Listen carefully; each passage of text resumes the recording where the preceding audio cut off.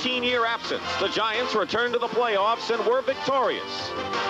Led by a rookie named Lawrence Taylor, they were called a team of the future, and for once, they were right. Under Bill Parcells, the Giants blossomed into a perennial playoff contender.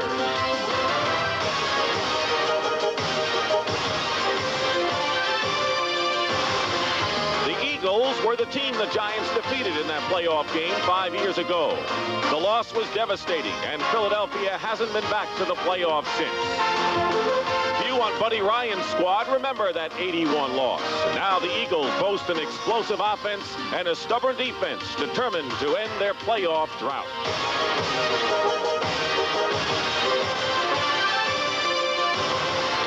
So today, from the banks of the Hudson, Buddy Ryan's Eagles and Bill Parcells' Giants face off in an NFL Eastern Division showdown.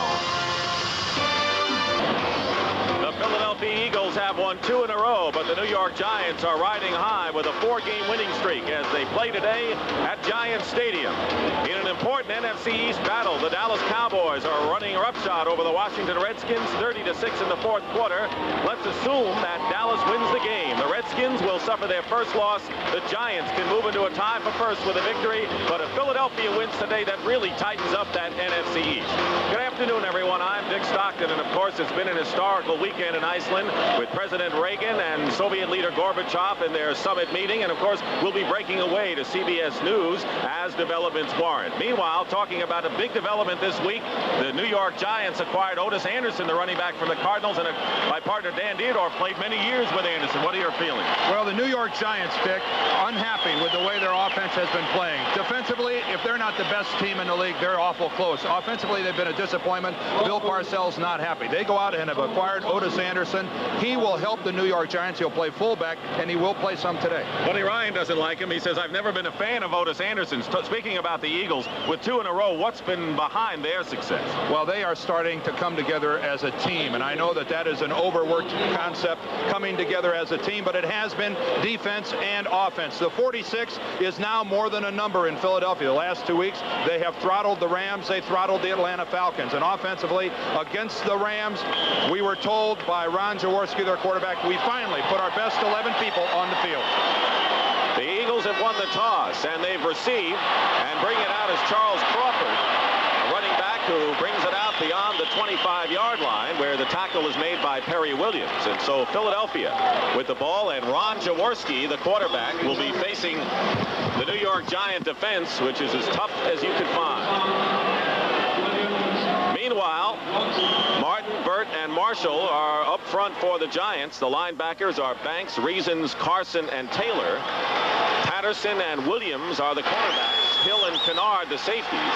Elvis Patterson starting after being on the sidelines to open the last 2 weeks. Jaworski. And Keith Byers, the leading rusher for the Eagles, just gets a couple. And that's all.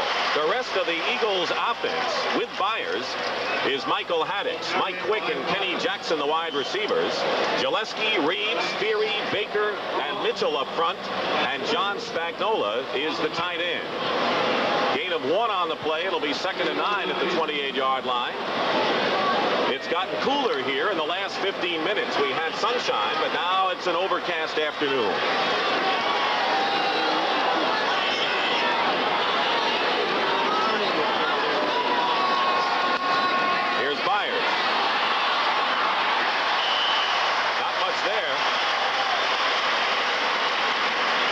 George Martin and Jim Burt up front making the tackle for the Giants. It'll be 3rd down. George Martin, the senior member of this club. The Eagles, Dick, have had problems breaking Keith Byers loose. You know, he's rushing for less than 3 yards per carry, and in the National Football League, that is certainly substandard. The foot injury, of course, well publicized, but Buddy Ryan told us he's back 100% physically. 3rd and 6 at the 30.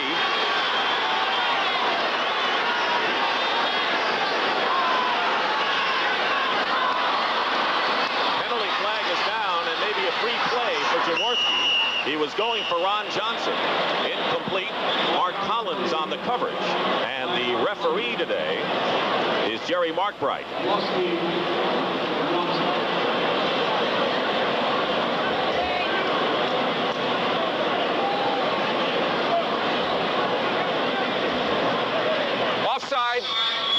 70. Defense, third down. Leonard Marshall. Leonard Marshall in the three-point stance. Oh, only about a yard across the ball. But look at Ron take a hit. Andy Hedden comes on in and makes the play on Jaworski.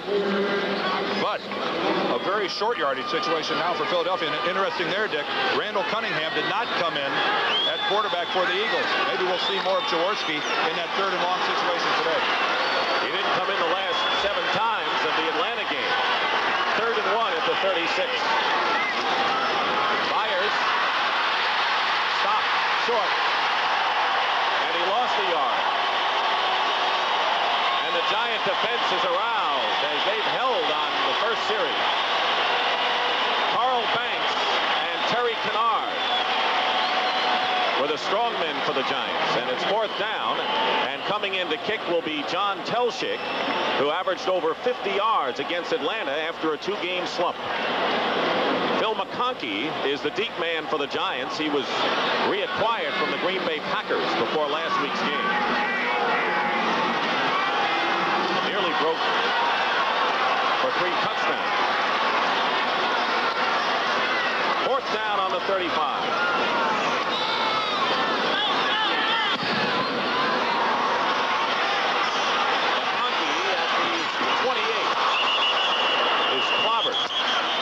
Good coverage by the Eagles' Dave Little, a 37-yard punt. So Phil Simms takes over and starts his first series for the Giants. And here's that good Philadelphia defense that Dan Dierdorf was talking about. Up front, Byron Darby, Ken Clark, Reggie White, and Greg Brown, all of them good.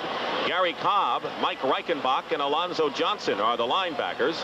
Roynell Young and Evan Cooper the corners. Andre Waters and Terry Hogue at safety. 1st and 10 Giants at the 29.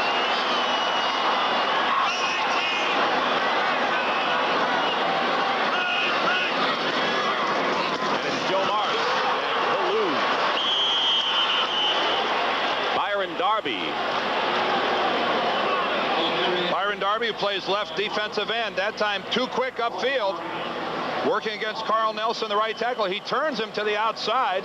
Nelson acted like he thought the play was going to break back to the middle. Instead, he turns Darby right into the face of Joe Morris. 2nd and 14, loss of 4. Pass is complete to Bavaro, but Alonzo Johnson from Florida grabbed a hold, and Bavaro got an extra few yards back. Great second effort before Terry Hogue ultimately made the stop. The rest of the offense, and they're going to line up without a huddle. And we'll tell you the rest of the offense after this 3rd and 7.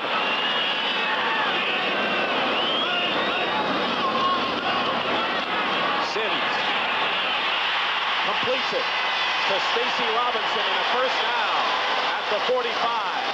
Evan Cooper on the tackle, and so the Giants, who were successful 4 out of 5 times without a huddle last year, are doing it again now. 1st and 10 at the 45. A new wrinkle for the Giants today. Joe Morris stumbles to the 46-yard line. The tackle made by Reggie White with help from Andre Waters. Bill Parcells feels that it takes some time to set up the defense, and that's why they're going with the no huddle. Maurice Carthen, the other running back, Bobby Johnson and Stacy Robinson are the wide receivers. The offensive line with Mark Bavaro, but now Otis Anderson has come in the game for his first play as a Giant. And a rousing ovation from the crowd on 2nd and 9 at the 47.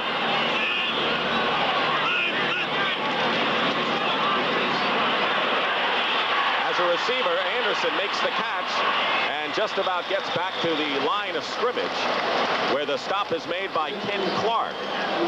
So here's Otis Anderson, who has gained 1,000 yards every year but the strike season and last year. And the New York Giants gave the Cardinals a number 2 and a number 7 round draft pick in next year's draft for Otis Anderson. That time, though, Phil Simms didn't do him much of a favor in throwing the ball back behind him. Plus, I think everyone in a white jersey knew he was going to get the football. Lucky to get back to the line of scrimmage. It's 3rd and 10 at the 45.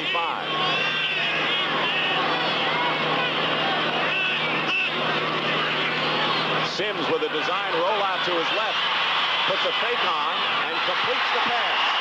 Solomon Miller. And another Giant first down, but a penalty marker down. A gain of 12 and a flag. And we're going to get a late hit on the Eagles. And shaken up is Miller, who, by the way, injured his shoulder in practice on Thursday. He's a rookie out of Utah State. Solomon Miller working to the left side of the field. Foul. Unnecessary roughness. Number 21, defense, first down. Evan Cooper gets called for the late hit, and you're going to see it. Miller clearly out of bounds, and Evan Cooper with the extremely late hit, and Buddy Ryan's been talking for weeks. We can't take dumb penalties. That was a dumb penalty. Andre Waters was ejected in the Atlanta game for knocking Archer out of bounds, and Byron Darby picked up a 15-yard penalty going after Archer in the same game. And that time it was Evan Cooper's turn. You just can't take mistakes of that caliber. First and 10 Giants on the Eagle 28. McConkey in wide receiver. Otis Anderson tripped up and gets nothing. So we've seen Otis Anderson as a receiver and as a rusher in his Giant debut. Greg Brown and Reggie White in on the play. Keep in mind that Anderson has also missed 9 of his last 21 games with assorted injuries, and his health is an important factor. That it is, and plus he's had to undergo a crash course in the Giant offense. Keep in mind he had to learn a new system under Gene Stallings in St. Louis, different than the one he knew last year. Formations in New York are by numbers. In St. Louis, they were by colors. Second and 10. Sims is down, and it's Greg Brown who sets him down at the 30-yard line. Third sack of the season for Greg Brown. Joe Morris, who had gone in motion across the formation, tries to work up the sideline against Alonzo Johnson. Clear out of bounds. There's no way he can come back in and be an eligible receiver. So if Morris was the intended receiver, Phil Simms had no choice but to find someone else or eat the ball. 3rd and 12 at the 30 with 9:09 remaining in the first quarter. No score. Tony Galbraith in motion. Sims going for McConkey and knocked away in a fine play by Roynell Young, former Pro Bowler, and it'll be 4th down. Roynell Young, the more established and the better of the Eagle cornerbacks. This time a good break onto the football. Boy, did he get his hands on McConkey before the football or not. That was close. So the Giants will try to get on the board by virtue of a field goal, and Raul Alegre, the 3rd Giant kicker this season, has been perfect, 4 for 4. Will try a 47-yard field goal, and holding will be Jeff Rutledge. Former Colt joined the Giants 2 weeks ago. And Alegre's kick is blocked. And the ball will bounce around inside the 10-yard line, and it'll be down by the Eagles. But they blocked Alegre's kick and his first miss in a Giant uniform. The penetration, I believe the block will come from the middle rather than the outside. There you see the arm up in the air. Let's see if we can get a number on that. It might have been Reggie White in the middle. It is Reggie White, I believe. So the Eagles block a kick, and Reggie White, what praise we got from Buddy Ryan on this fellow. Buddy Ryan feels that Reggie White is the best defensive lineman he ever coached. Now for the latest on the Reagan-Gorbachev talks in Iceland, let's go to CBS News. This is Dick Stockton along with Dan Deerdorf. No score with 4:29 and running remaining in the first quarter. Since we left you, each team has had the ball and had to punt without gaining a first down. The Eagles have a 3rd and 3 on their own 45 now. And now Ron Jaworski has called a timeout. The Eagles have lost their starting center, Jerry Feary, who went down with an injury on the first play when the Eagles had it on the 30. Following the missed field goal by Raul Alegre that was blocked, he was taken off on a stretcher. Solomon Miller, who was shaken up for the Giants, has been back in action for the Giants. For the 8th, there is Matt Darwin, the 4th-round rookie draft pick out of Texas A&M, who replaces Jerry Feary. And we'll show you how Feary got hurt after this play. 3rd and 3 at the 45 for the Eagles. No score, 4:17 to go first quarter. Jaworski getting a big rush, throws incomplete. And he had to get rid of it in a hurry with the blitz coming in, particularly from Elvis Patterson. Watch Patterson lined up on the slot. He lets his man go and comes wide open on the blitz. Lawrence Taylor picked up on the inside, and almost every time early in this ball game that Jaworski has gone back to throw, he's ended up on the ground that time, courtesy of Elvis Patterson. John Telchik will kick from his 30-yard line, and Phil McConkey is back at about the 10 for the Giants.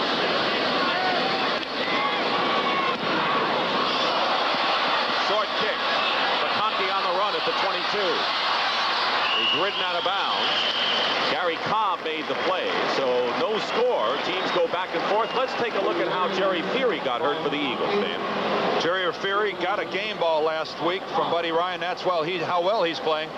Lawrence Taylor comes in from the top of the screen, makes contact right there with Byers, and they'll go right down onto the right leg of Jerry Feary, and he was removed on a stretcher.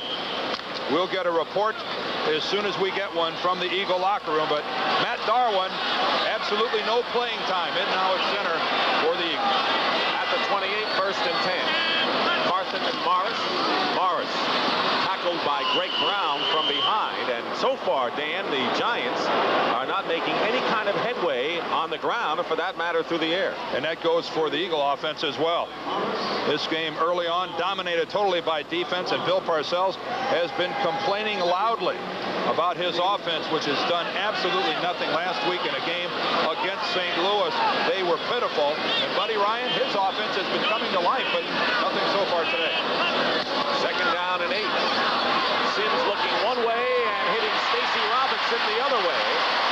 First down at the 45-yard line, a gain of 15. Waters on the stop. Good play by Robinson. Stacy Robinson split wide to the left. Nothing very fancy here, just a quick sideline pattern. But that throw by Sims was absolutely perfect. That's a difficult throw for the quarterback to get it about 15 yards downfield, keep it up in the receiver's eyes, and that time Phil Sims threw it perfectly. And Robinson has the burden of producing and having to do it with Lionel Manuel still out with the sprained knee and perhaps the next 4 weeks. First and 10 at the 45. Sims looking off the defense, and another completion. Mark Bavaro may have a first down. Again with second effort. Johnson and Reichenbach on the stop. It's another first down for the Giants. One thing that made this play happen was play action the other way. Sims looked off everyone. Look how he even got Andre Waters going that way. Then to Bavaro, and he fights for an extra 4 yards. There is not a tight end right now in the game of football that is harder to bring to the ground than Mark Bavaro. Only caught 2 passes last week because of double teaming by the Cardinals. Once again, the Giants are in Philadelphia territory. Sims. If he held on, a great catch by McConkey and a penalty marker down, and apparently he did. Roynell Young was all over him. It would be a gain of 11.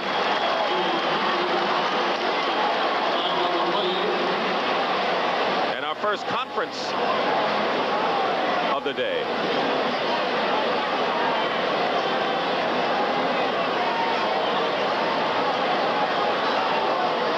Phil McConkey just back from Green Bay. On the crossing pattern, makes the catch, but it looks like it's coming back. Grabbing the face mask, number 43 on the defense, on the incompleted pass, and it's still first down. It was an incompleted pass, but the penalty marked off anyway against the Eagles. Let's see if we can see the ball coming out.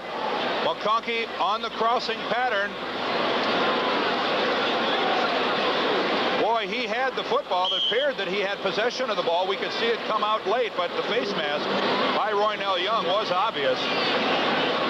It'll be first and 5 for the Giants at the 39. It really looked like he had possession of the football from that angle, didn't it? Of course, then you just saw his back, and who knows what happened with his body screening. 2:41 remaining, first quarter. No score. Joe Morris gets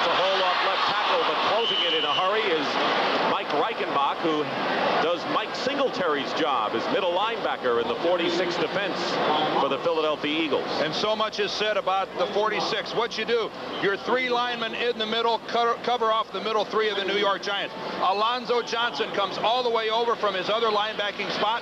Cobb is here, Reichenbach is here. Your 3 linebackers are right here. Your defensive lineman has to take contain.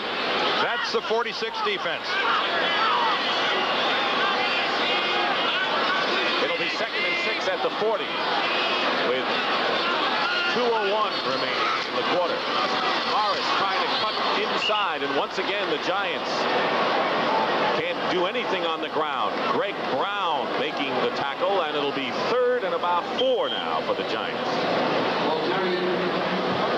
The defensive end, this is the spot that Richard Dent has made famous. His job is to get upfield and then fall back in on the play if he can. That is Greg Brown. See how he moves upfield, comes back in, he has the cutback, he makes the play on Joe Morris. 3rd and a long 3. High snap. Sims. Solomon Miller, and was out of bounds according to the official. Miller doesn't like the call. Roynell Young was defending on the play. Well, we see one way the Giants are going to try to beat the 46. That's with Sims rolling out. Miller with the move back to the inside. Oh boy, did he spin Young around. Is he in? No, he is not. Excellent call that time by the official. It's 4th down. Landeta coming in, but Jeff Hostetler is also in. What did Bill Parcells tell us if Hostetler's in on punt formation? He said if Hostetler comes in, look for us to run an offensive play because we'll have a full offensive complement on the field. Now we're going to have to see if the Eagles pick it up that Hostetler's in the game. Landeta is in presumably to punt on 4th and 3 at the 37. And the Giants went back into their huddle. No timeout was called yet.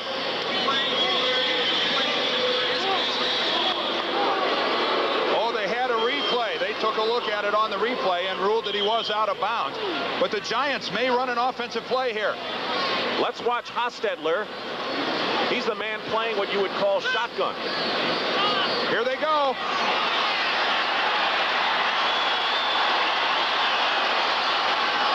And Evan Cooper, who is in punt formation as a safety, starts coming up in the play. 4th and 3. Landeta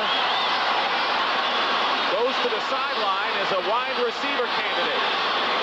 They took too much time. And the clock runs down. And so the idea of that was to run a play, but run it in a hurry. And the Giants couldn't do it. It's 4th down. So goes that bit of gimmickry today. Well, the other way to look at that is maybe they did it on purpose. Seeing they were under 5 yards and going for the 1st down, maybe they were trying to draw the Eagles off sides and pick up a 1st down.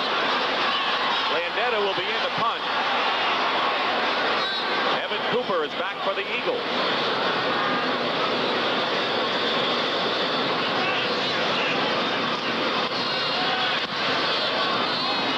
Fair catch called for by Cooper, and the ball goes into the end zone for a touchback.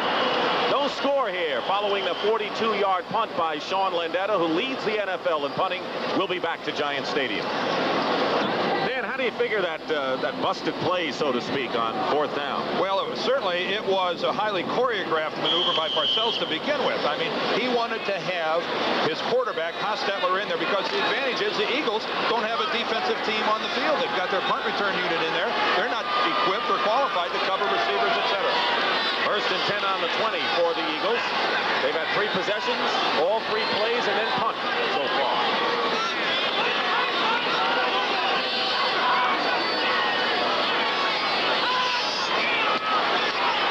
Jaworski flips it out to Haddix, who drops the ball. Let's check some scores. Many of them finals are getting close to that. It'll be 2nd down and 10 at the 20-yard line. 1:06 remaining in the 1st quarter, no score, and I think most people figured that the Eagles, with their improved defense, would give the Giants a tough fight. At least they have to this point. Well, most people picked this as a low-scoring game today, and certainly it's been no scoring so far. Nobody's even close.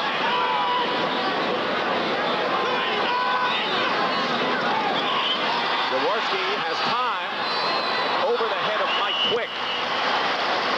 Terry Kennard covering on the play. Quick is one of those big play people who can break open a game. He was the intended receiver.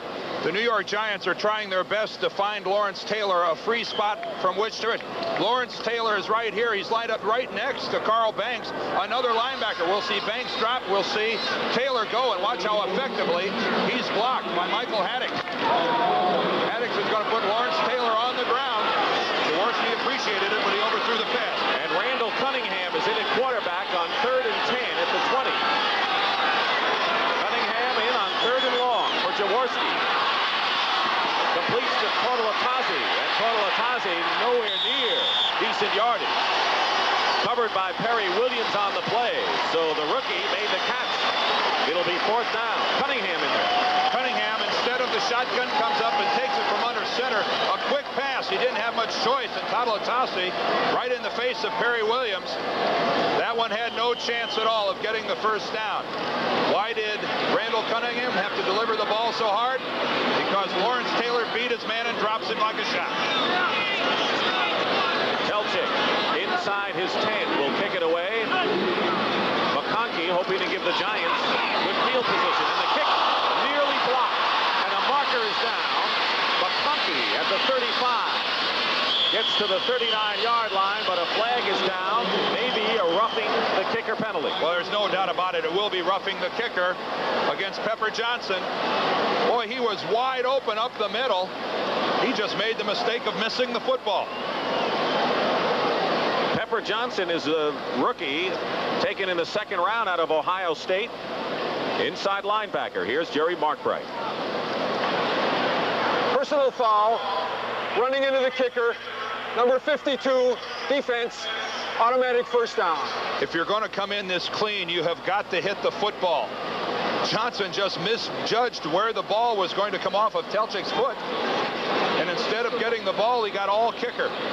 He complained this week of not getting in there, and Harry Reason said he had the no-down blues? Yeah, Gary Reason told Johnson, hey, don't feel bad about it. There's not a college defensive player in the country who could come in and start for this defensive team. 1st and 10 at the 26, and the first down of the game for the Eagles. Came on a penalty. Jaworski, penalty flag is down, incomplete. And he got rid of it. Lawrence Taylor must have been held because he was storming in. He was held by Keith Byers, who did everything but tackle Lawrence Taylor. I'm sure Byers will get the call.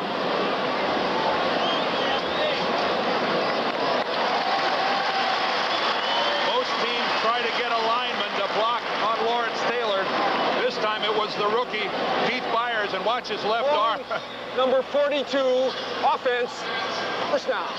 You just can't wrap your arm around a guy's waist, and Lawrence Taylor says, I want to see a flag. He got one. That's known in the business as a mismatch. So it's 1st and 20 back at the 16-yard line, and already we've had 7 penalties. Nothing against Keith Byers. I just don't believe there's a back in this game that consistently could keep Lawrence Taylor from getting to the quarterback. Final seconds of the 1st quarter. And it's Michael Haddix, and that will do it for the first 15 minutes. Haddix is stopped at the 19-yard line. Carl Banks on the tackle, and that is the end of the 1st quarter here at Giant Stadium. The lights are on. It is overcast, and no score between the Eagles and the Giants. One of the funniest sights at Giant practice yesterday, 2 grown men, my partner Dan Deerdorf and Carl Banks, yelling their fight songs at each other. Michigan for Mr. Deerdorf, Banks yelling the Michigan State fight song. You guys are still kids, you know. One of us is only singing our fight song today, and that's me. By the way, next week, what, Michigan and Iowa? Right. Darn right. Had a great game last year between those 2 teams. 2nd and 17 at the 19 as we start the 2nd quarter at Giant Stadium. Jaworski going for Quick, out of bounds, double covered. That's the man they know they can go to, perhaps to get a quick 6 points, so to speak. He is a dangerous big play receiver, and the Giants simply don't have anyone like him. No, they don't. If there's one big difference between these two clubs, it would be at the wide receiver position. The Eagles having people like Mike Quick, Kenny Jackson, Ron Johnson. They've got some qualified big play people with Lionel Manuel on injured reserve. The Giants don't have the quick strike potential that the Eagles do. Randall Cunningham is back in the game on 3rd and 17. Tough spot for anyone to be in.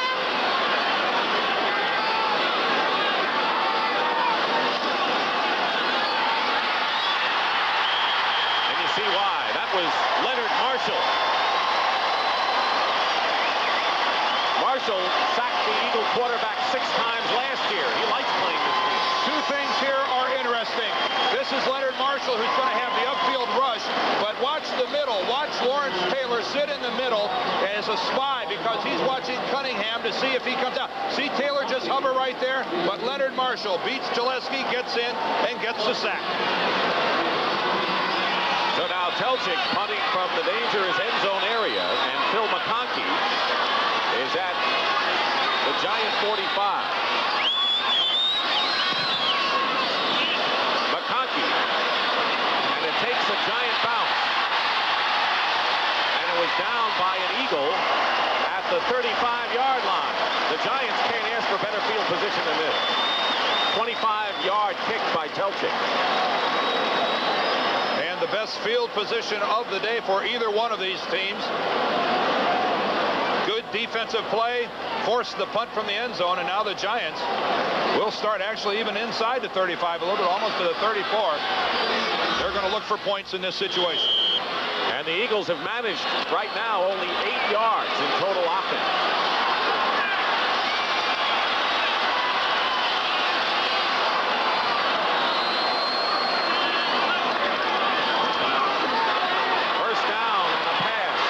To Bavaro at the 30-yard line. Reichenbach was right there. And looks like Bavaro got stunned. He's limping off the field. He's already caught more passes today than he did all of last week against the Cardinals, and Zeke Moat will go in and replace him. And if you're going to lose a player like Mark Bavaro, we certainly hope he's okay. The Giants certainly do not have a drop-off talent-wise. Zeke Moat, the starter here for years before he went down last year with a knee injury. Mark Bavaro certainly in a great deal of pain on the Giants sideline.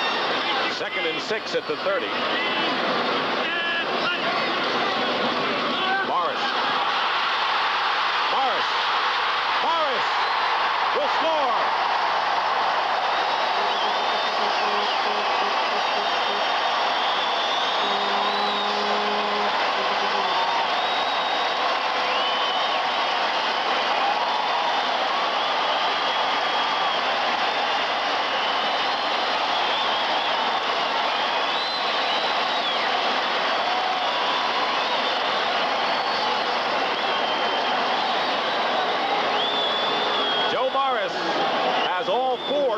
Rushing touchdowns this year, and this was his longest one.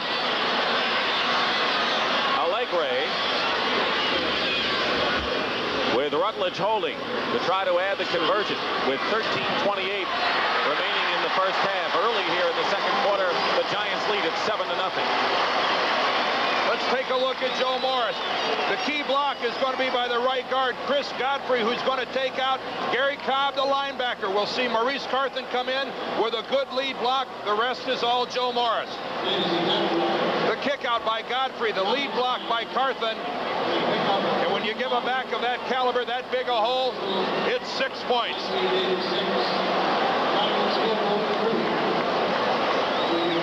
Otis Anderson may be on the scene, but Joe Morris is still running for the Giants.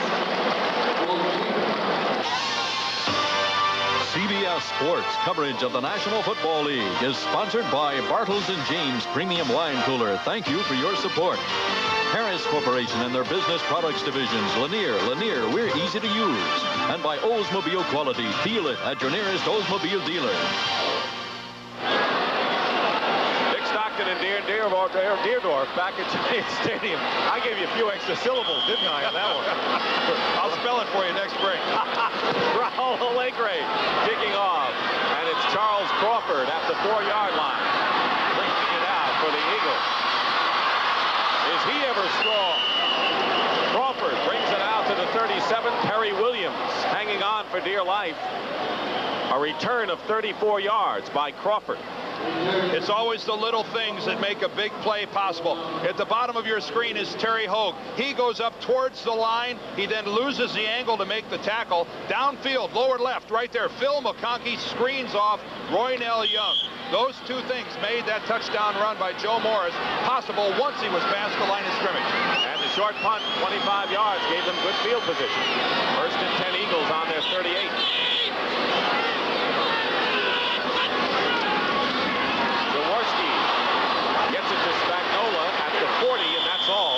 Just a 2-yard gain.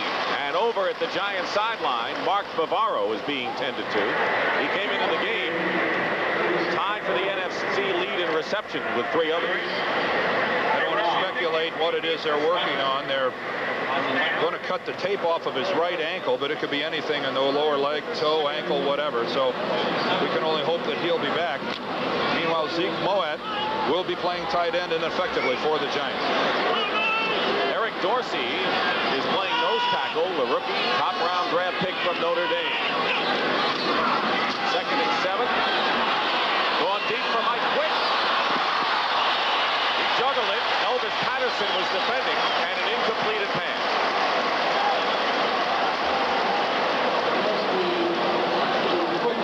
The ending of the play, Mike Quick. This is a fine throw by Ron Jaworski. As Quick a couple of yards past Patterson, and he isn't able to cleanly field the ball, and Patterson finishes him off before he gets a second shot at it, which he might have. He might have pulled that in if Elvis wasn't able to make the recovery. But a good throw that time by Ron Jaworski. And Randall Cunningham, who's had nothing but misery in the couple of plays he's been in, they're now at 3rd and 7.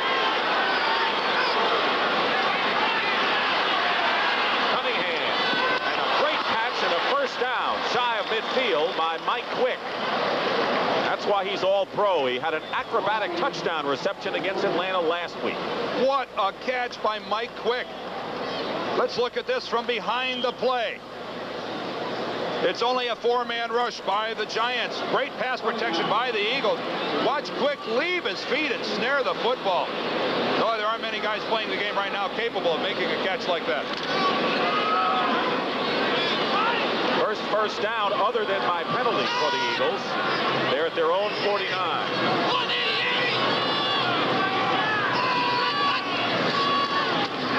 Play action. And a catch by Kenny Jackson out of bounds inside the 45. Defended by Terry Kennard. It's an obvious sign of the Eagle respect for the Giant pass rush that we're seeing roll out, and so much play action by Jaworski and the Eagles. A blitz was going to come in from the right side that time. I'm not sure if Jaworski audible to the play or not, but he makes a rollout to the right, goes ahead and makes the completion to Kenny Jackson. Bobby Grich with the 2-run homer for the Angels. 2nd and 3 at the 44. Draw play to Haddix. And a penalty marker down on the far side of the field. Jerry Feary with the knee injury to the right knee. Here's Mark play. We have a false start. Number 66, false start, offense, 2nd down. That's the left guard, Ken Reeves. So Feary went out with a knee injury, and Bavaro suffered a sprained ankle. It'll be 2nd down and 8 at the 49.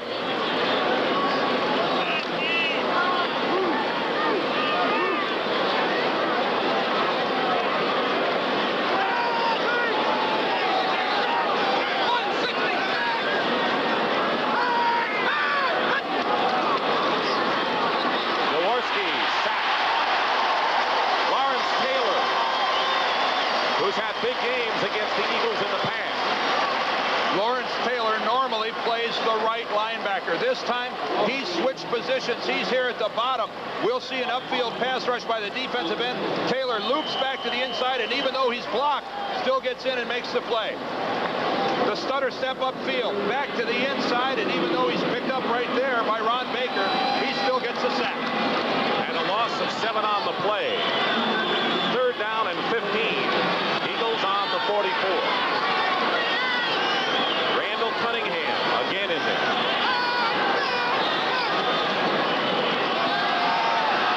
And Cunningham, who can run, is close to a 1st down. And that's what the Eagles want him to do. Opposing defenses would rather he would pass. Taylor made the tackle, and he may be a yard short. Let's see where they spot the ball. He is a yard short. That was masterful defensive work by the New York Giants. They came with the blitz, were effective, dropped the quarterback.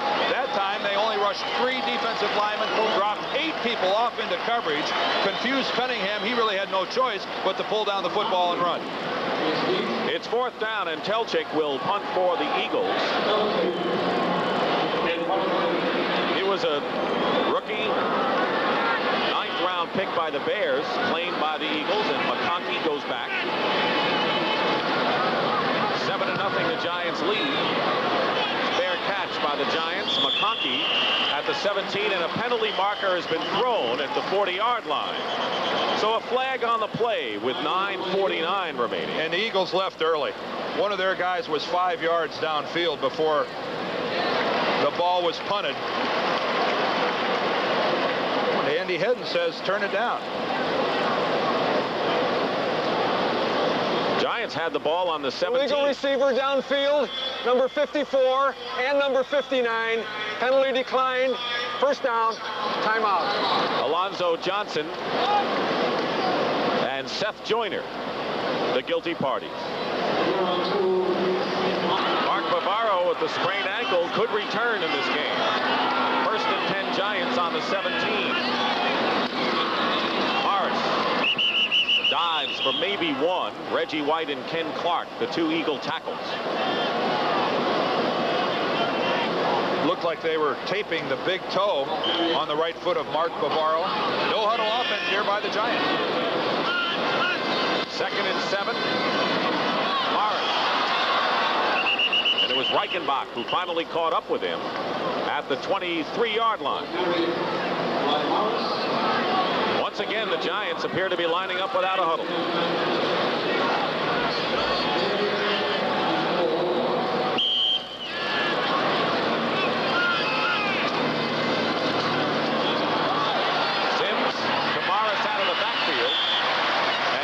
In his tracks by Alonzo Johnson. It'll be good enough for a 1st down for the Giants with under 9 minutes remaining. 8:55, and here again the hurry-up offense. Guess they don't want me to say it. I was just thinking that.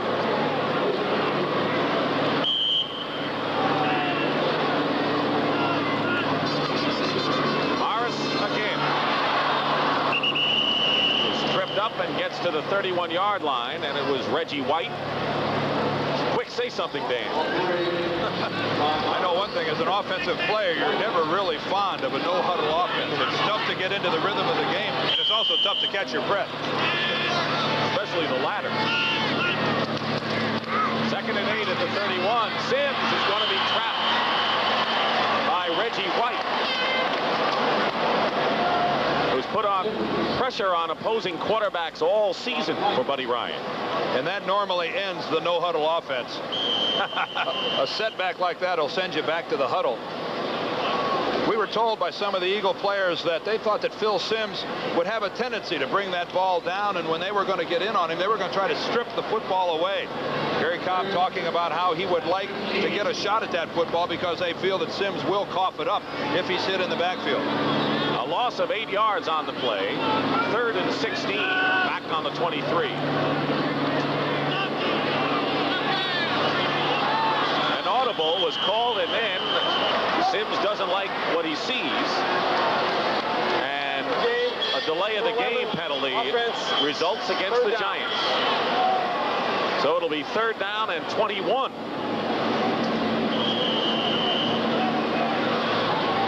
Be unfair to lay this at the doorstep of the no-huddle offense, but you run 3 or 4 plays without a huddle, then all of a sudden you're back in the huddle, then you're at the line of scrimmage, you're audibling. A lot of things can go wrong. The timing is rocky. And a whistle, no play, and a flag is down.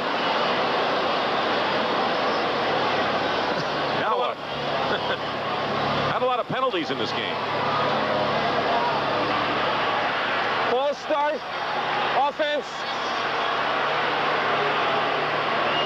10 penalties, 6 against the Number Giants. 61. And that number one was 73. against Chris Godfrey. Such is the life of an offensive lineman. You get credit on a touchdown run. You get called for a false start. Quick trip from the penthouse. Going in reverse to 3rd and 26 on the 13.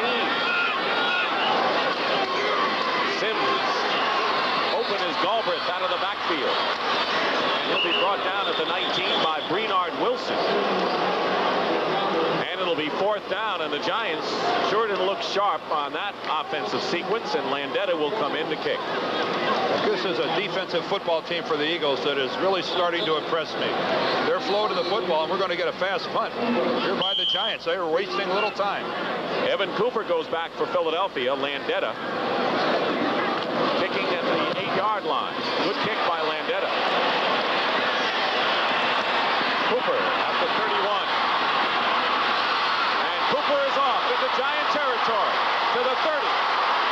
Evan Cooper inside the 15 is brought down by Byron Hunt, and the Eagles, by virtue of a 59-yard punt return by Evan Cooper, are threatening to tie this game. 1st and 10 outside the Giant 10-yard line. A double team at the bottom of the screen on Mark Collins. There's containment that's broken, and Evan Cooper with the hurdle is off to the races. But what an effort by Byron Hunt. Look at Byron Hunt chase Cooper and catch him from behind. A sensational effort by both Cooper and Hunt. And this is fine field position for the Eagles. The best of the game, and yep, they're fired up. 1st and 10, Eagles. Evan Cooper out of the University of Michigan, of all places.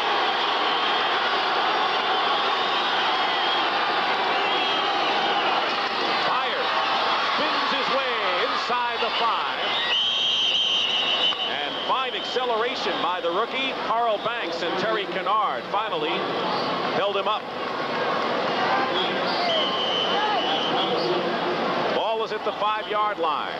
6:20 remaining in the first half. The Giants lead 7-0 by virtue of a Joe Morris 30-yard touchdown run. Safe to say the best first down play of the game for the Eagles, picking up 5 yards. They've been losing yardage on first down.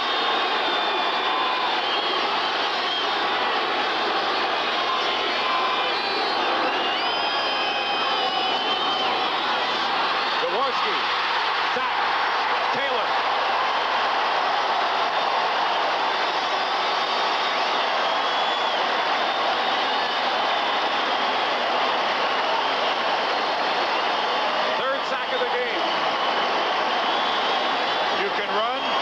You can't hide. Lawrence Taylor from behind. Ron Jaworski never had a prayer. And the 2nd sack for Lawrence Taylor, who has 5.5 this year and leads the team. 3rd and 12, back at the 12.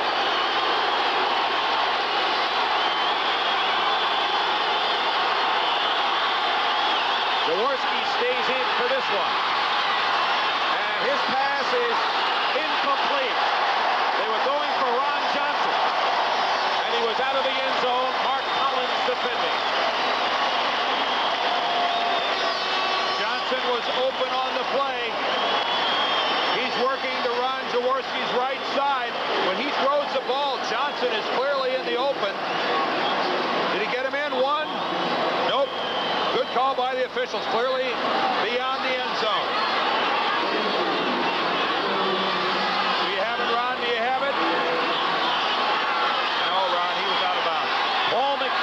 Attempt a 29-yard field goal, barefooted, and the kick is good, and the Eagles on a 29-yard field goal are on the scoreboard, but they had a 1st and 10 at the 10 on Cooper's run back. It's 7-3 Giants. Paul McFadden now 7 out of 8 on the year in the field goal department. Will be kicking to Phil McConkey and to Mark Collins. 7-3 the score, and a squib pick. And Lasker of the Giants picks it up at the 41. And the Eagles had the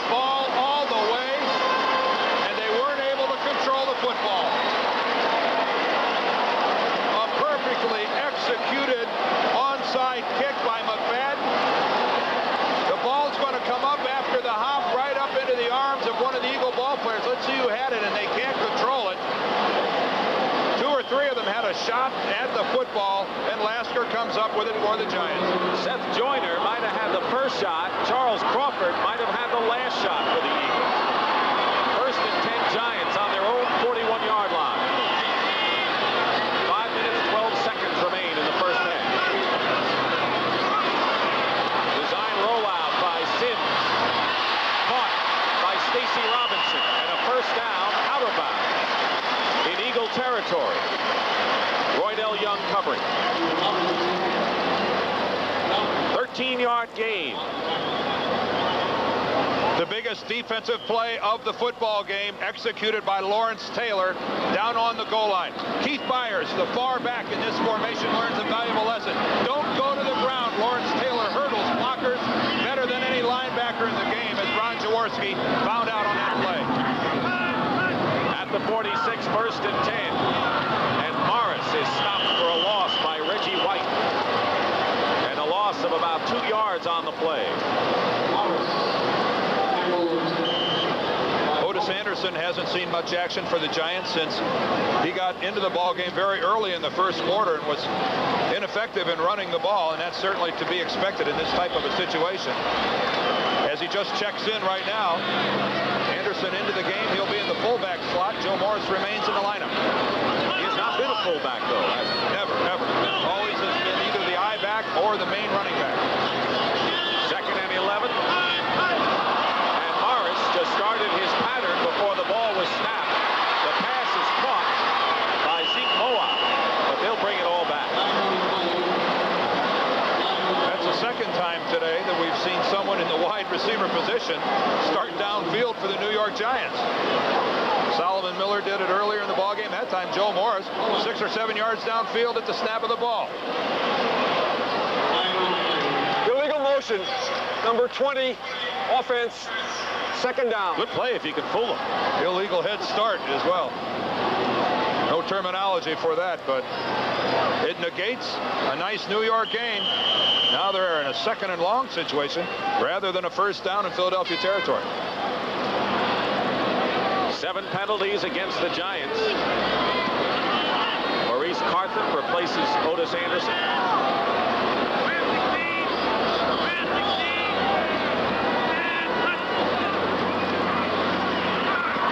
Sims overthrows Morris.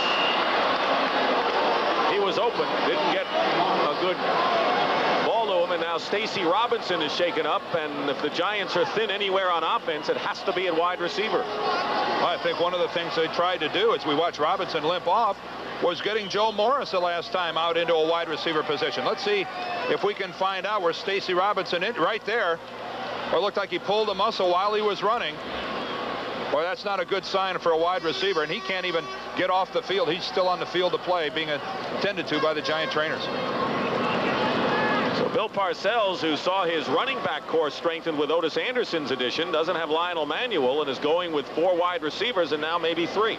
And what did he tell us? All my injuries have been to my offensive skill people. He said, I haven't lost an offensive lineman all year. I haven't had any problem defensively, but my problems have been skill-wise offensively. Well, next Saturday, it's the battle for Big Ten supremacy. Michigan, undefeated, led by quarterback Jim Harbaugh, hosts Iowa, also 5-0. They had quite a game last year. Well, it was a battle between number 1 and number 2, and Rob Houtland got the kick. The winning field goal, no time left on the clock to win it for Iowa. This year, Iowa and Michigan. Another good matchup, live, 2:30 Eastern. I'm not going to say anything. I'm being totally impartial when I do these promos. Bavaro shaken up with a sprained ankle. You know, the Wolverines are doing awfully well, and we see them a lot on CBS. 3rd and 16 at the 48-yard line. And they dump it out to Moat, the tight end, who will be shy of a first down by 3 yards. Elbert Fowles and Gary Cobb make the stop. Gain of 13. They needed 16. And Landeta will come in. But so is Hostetler in there for the Giants. So let's see. And they work on Stacy Robinson. And the Eagles are leaving their defensive team on the field. Now they've got mass confusion. And Eagles took a timeout. It was Grand Central Station personified with 22 Eagles running on and off the field, and they have called their first timeout of this first half. Well, as we talked about before, they're at a decided disadvantage because they don't have their regular defensive team on the field. The Eagles realized that Hostetler was coming into the ball game. They tried to get their regular defense back out on the field, then became confused, and what happened is everybody ran off. They only had about 4 guys out there. Let me correct something. The Eagles now have only 1 timeout remaining. The Giants have all of theirs. Look at the confusion as we see the the defensive teams for the Eagles, some going, some coming. How many are left out there? 1, 2, 3, 4, 5, 6. No, it never works that way. Eagles with 1 timeout remaining. This has been kind of a strange game, though it be low scoring. We've seen a lot of unusual things. Well, that we have, but the one thing we've seen is a lot of hard hitting, and these are 2 very physical ball clubs, and I think I'm impressed with the Eagles. I think Buddy Ryan has got this team beginning to believe they're pretty good. Well, he says we thought we'd be ready when division play started in earnest, and it is this week.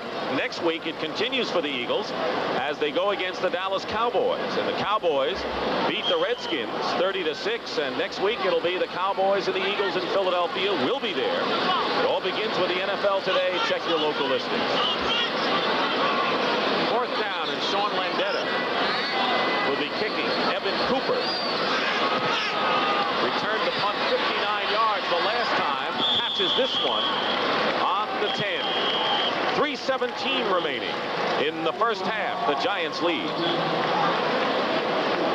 With Stacey Robinson being taken off the field, the Giants are left with 3 wide receivers, Bobby Johnson, Solomon Miller, and Phil McConkey. Miller is a rookie, as the Eagles start with their worst field position, starting a drive in the game, and this is what they've done. They haven't done much with any field position.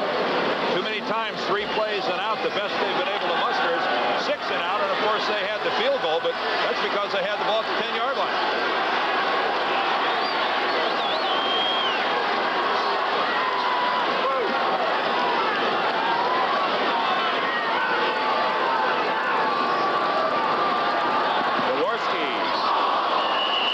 Incomplete. He was going for Mike Quick. Pass behind him. Perry Williams was closest. Jaworski is 3 for 11 for only 17 yards. So normally he gets his yardage through the air, not on the ground, but today he's not even getting it that way. Well, there are a lot of different ways to put pressure on a quarterback, and Buddy Ryan and his 46 defense, they advocate bringing 8 people at one time. The Giants do it without bringing so many people, but they mix up who's coming, and they're extremely effective doing so. 2nd and 10 at the 10.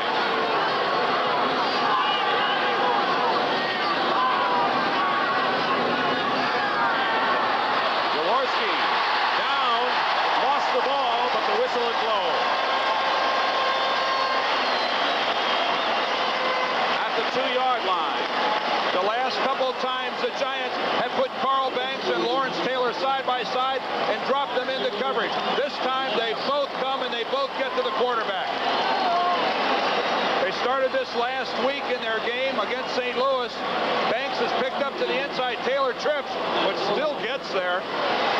Folds up Jaworski's leg. Boy, that's just impossible to block. He can't get them both. Taylor in on his 3rd sack of the game. 3rd and 18 at the 2. Cunningham comes in. And going deep for Kenny Jackson, who makes the catch. Kenny Jackson makes the catch at the 37, and the penalty marker is down at the 5. 61 yards, and they may bring it all back. Ineligible receiver downfield. Listen to him.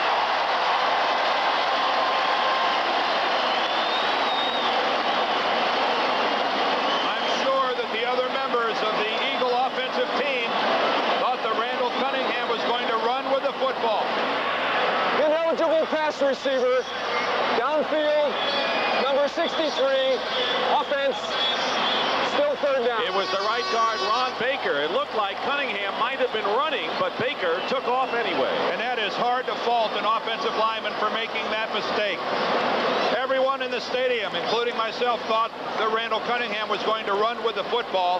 You're going to do whatever you can do to get out in front of him, help him try to make a block. That's a difficult situation. But what a play by Randall Cunningham and Kenny Jackson. He's got an arm, doesn't he? Oh. Half the distance, 3rd down and 19 at the 1. Cunningham, overthrow, incomplete. He was going for Ron Johnson, and it's 4th down.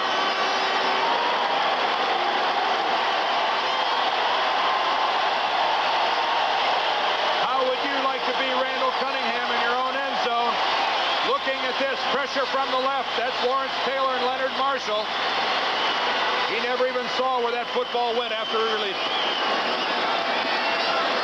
And Telchik will go back as far as he can to kick to Phil McConkey. And the Giants are looking at possession in Eagle territory. Not much margin for John Telchik.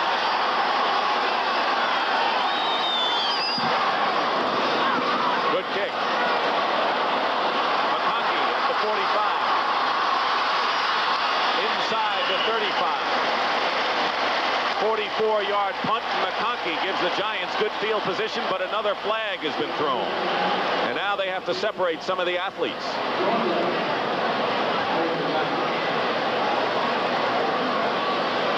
This flag came down after the play was over as a confrontation occurred between several Eagles and a couple of the Giants, and by the reaction of the Giants squad, Andy Hedden, you can see him giving his opinion of who this is going to work against. 2:21 remaining in the first half, and the Giants have all 3 of their timeouts remaining. Jerry Markbright will sort it out for us.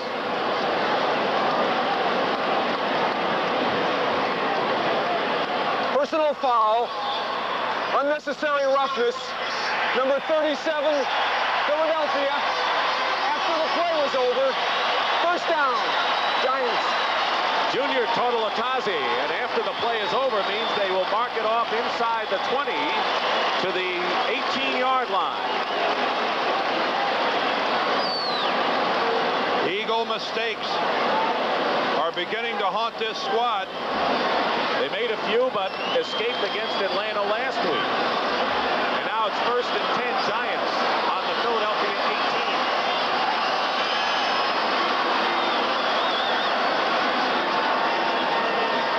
And Jeff Hostetler is in the game as a wide receiver. Joe Morris carries and is hit.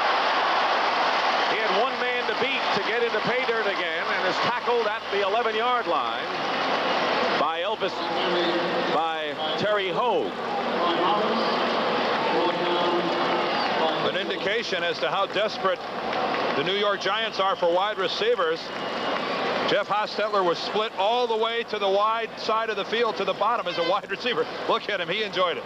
2-minute warning here. The Giants lead the Eagles 7-3, and they're threatening to score some more. We've had our 2-minute warning, and the Giants, leading the Eagles 7-3, will have a 2nd down and 3 on the Philadelphia 11 as you look at the timeout story. Miller and Bobby Johnson are split to the right.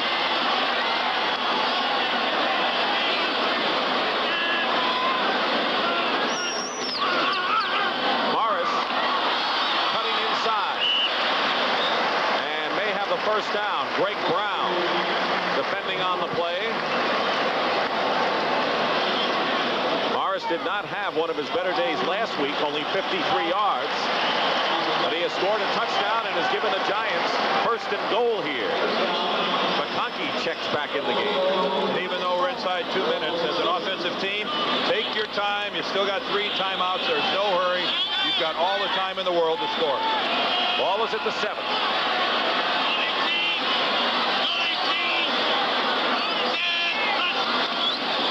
They give it to Joe Morris with Carson blocking, and he's brought down inside the 5 by Gary Cobb. 2nd and goal.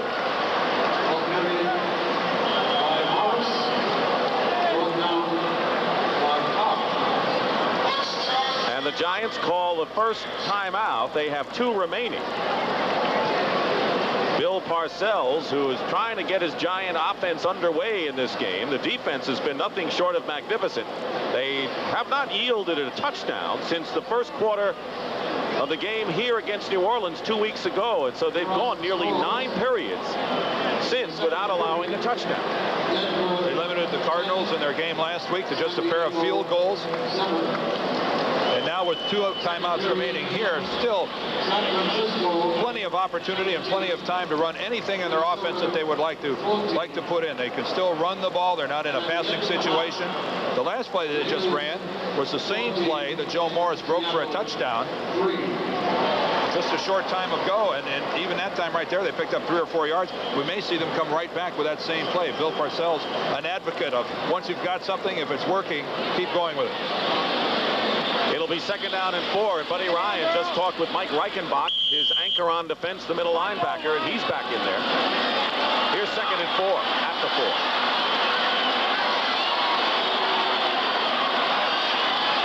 Second and goal.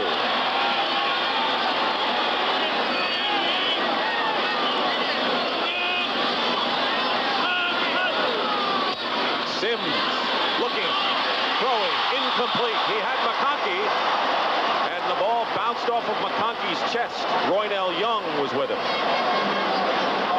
And Sims, obviously discouraged, a perfect throw right into the hands of McConkey, and he just can't handle it. Phil still, I guess, maybe a little rusty, having just gotten to the Giants from the Packers. Phil thought he had a touchdown. Oh my gosh, what do I have to do? McConkey goes out, and Solomon Miller comes back in with the play. It'll be 3rd and goal now. Right there.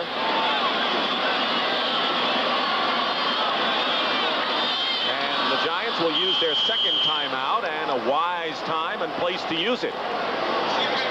1:04 remaining, and a good time to talk things over. And we'll take a break as well.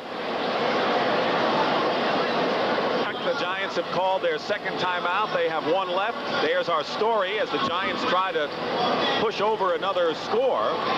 Hopefully for them a touchdown before this half is over. The Eagles would gladly settle for 3, wouldn't they? Yeah, they certainly would. They'd like to put the Giants in that situation. It's a run-pass question now, a conversation between Parcells and Sims. There's plenty of time to run the football if they choose to do so. But then again, running it, that's a long 5 yards to the end zone against an Eagle team that's been playing the run very well. Giants had the first chance to score in this game. Raul Alegre had his field goal blocked. Joe Morris with a 30-yard touchdown run after a short 25-yard punt. Giants had good field position, and then Paul McFadden with a 29-yard field goal to account for the 3 Eagles points following a brilliant punt return by Evan Cooper, 59 yards. But now the Eagle defense is up against it, and the Giants have 3rd and goal at the 4. And the Giants somewhat handicapped in that they can't go to 2 tight ends with Bavaro out of the lineup. Here's the ground level view of it.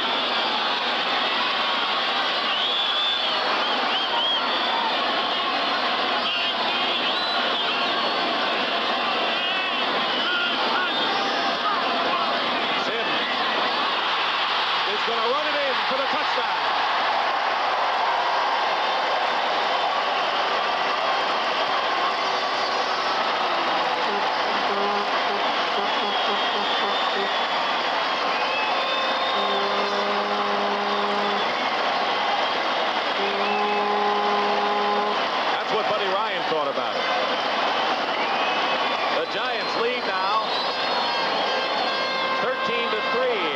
Sims scores a touchdown rushing, and the first Giant other than Joe Morris to score a touchdown on the ground this year. And Raul Alegre with Rutledge holding. Adds the 14th point, but there's a penalty marker thrown. So let's wait a minute.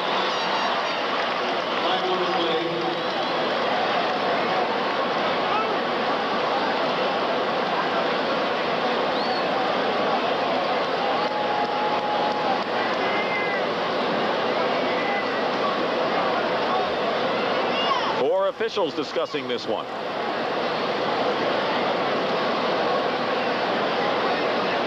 Your guess is as good as mine. I don't think I'll venture one. No, me neither.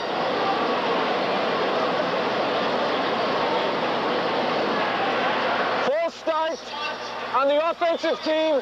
We'll re-kick. And that's what they'll do.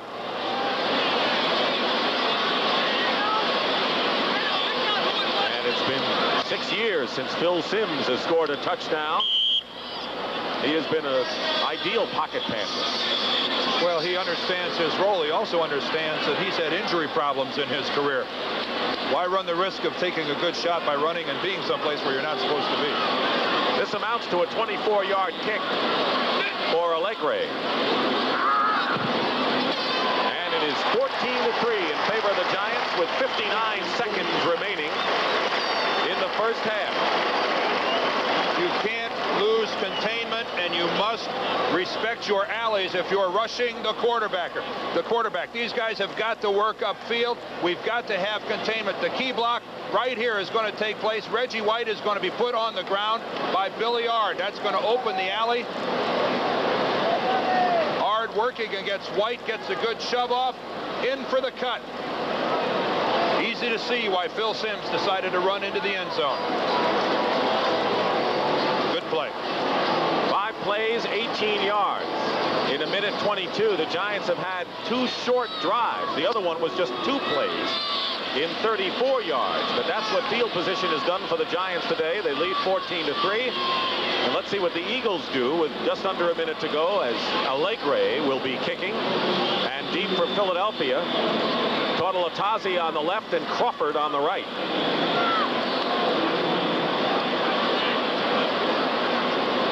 There's Junior, the rookie from Washington State.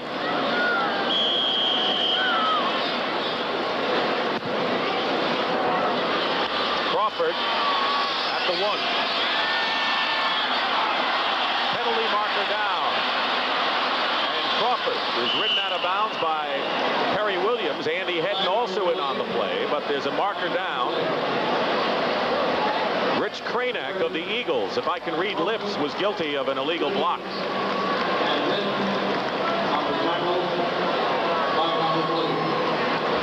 Illegal block. Number 52 on the run back. First down. So the Eagles will be set back on the penalty by Kranak. And while we have a moment, next week, CBS doubleheader next Sunday. The Dallas Cowboys play the Eagles in Philadelphia in an NFC East battle. You'll see that game in New York and Philadelphia.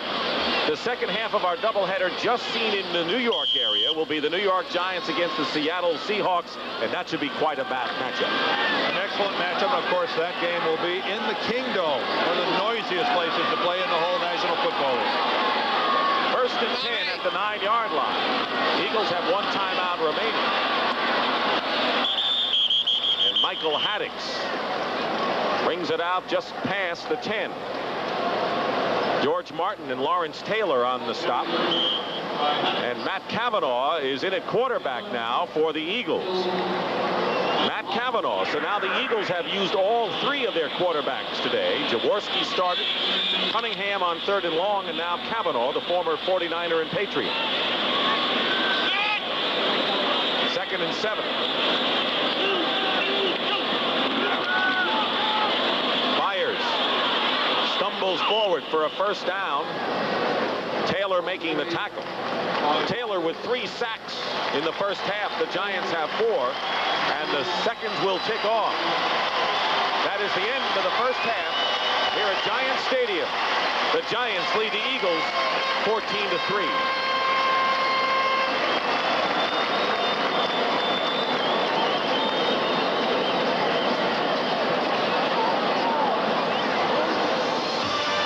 CBS Sports coverage of the National Football League is sponsored by Mitsubishi Motors. Experience the sensation of the full line of new cars and trucks from Mitsubishi. IBM and its wide range of computers and software. And by Ramada, where business travelers always get the all-star treatment. The Giants lead it 14-3. Take a look at the halftime. 14-3. Take a look at the halftime statistics. The Eagles have not mustered much. The Giants pretty decent, but in all fairness, Dan, the Giants have scored by virtue of two outstanding field position situations. Yeah, they've only had to go 34 and 18 yards for their 2 touchdowns, both of them a result of Philadelphia punts out of their own end zone. The 18-yard scoring drive, you tacked on a 15-yard personal foul call against Tatalotasi, so that's making it awful easy. I think overall Philadelphia defensively has played very well. Anxious to see whether Kavanaugh stays in at quarterback or whether he was just giving Jaworski a rest. Yeah, it is going to be something to watch for, because remember, Jaworski's last play in at quarterback was when he got sacked by Lawrence Taylor, and we could see his leg had caved in a little bit, so we'll have to wait and see if Ron Jaworski's healthy. All right, the Giants will have the ball in the second half kickoff, and CBS Sports coverage of NFL football will continue after this message and a word from your local station. CBS Sports coverage of the National Football League is sponsored by Bud Light. Everything else is just a light. The heartbeat of America, today's Chevrolet. And by Xerox Corporation, whose people and products help bring out the genius in you.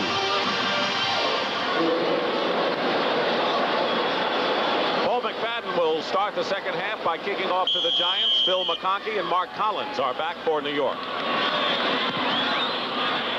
Headed Collins' way at the 7. Collins is brought down just shy of the 20 by Charles Crawford. In that American League Championship Series, Game 5, Dave Henderson hit a 2-run homer off of Donnie Moore in the 9th inning to give the Red Sox a 6-5 lead, and the Angels are batting in the bottom of the 9th inning, and the Red Sox trying to stay alive in that best-of-7 series. Both of these series have seen some 9th inning heroics, haven't they? What drama.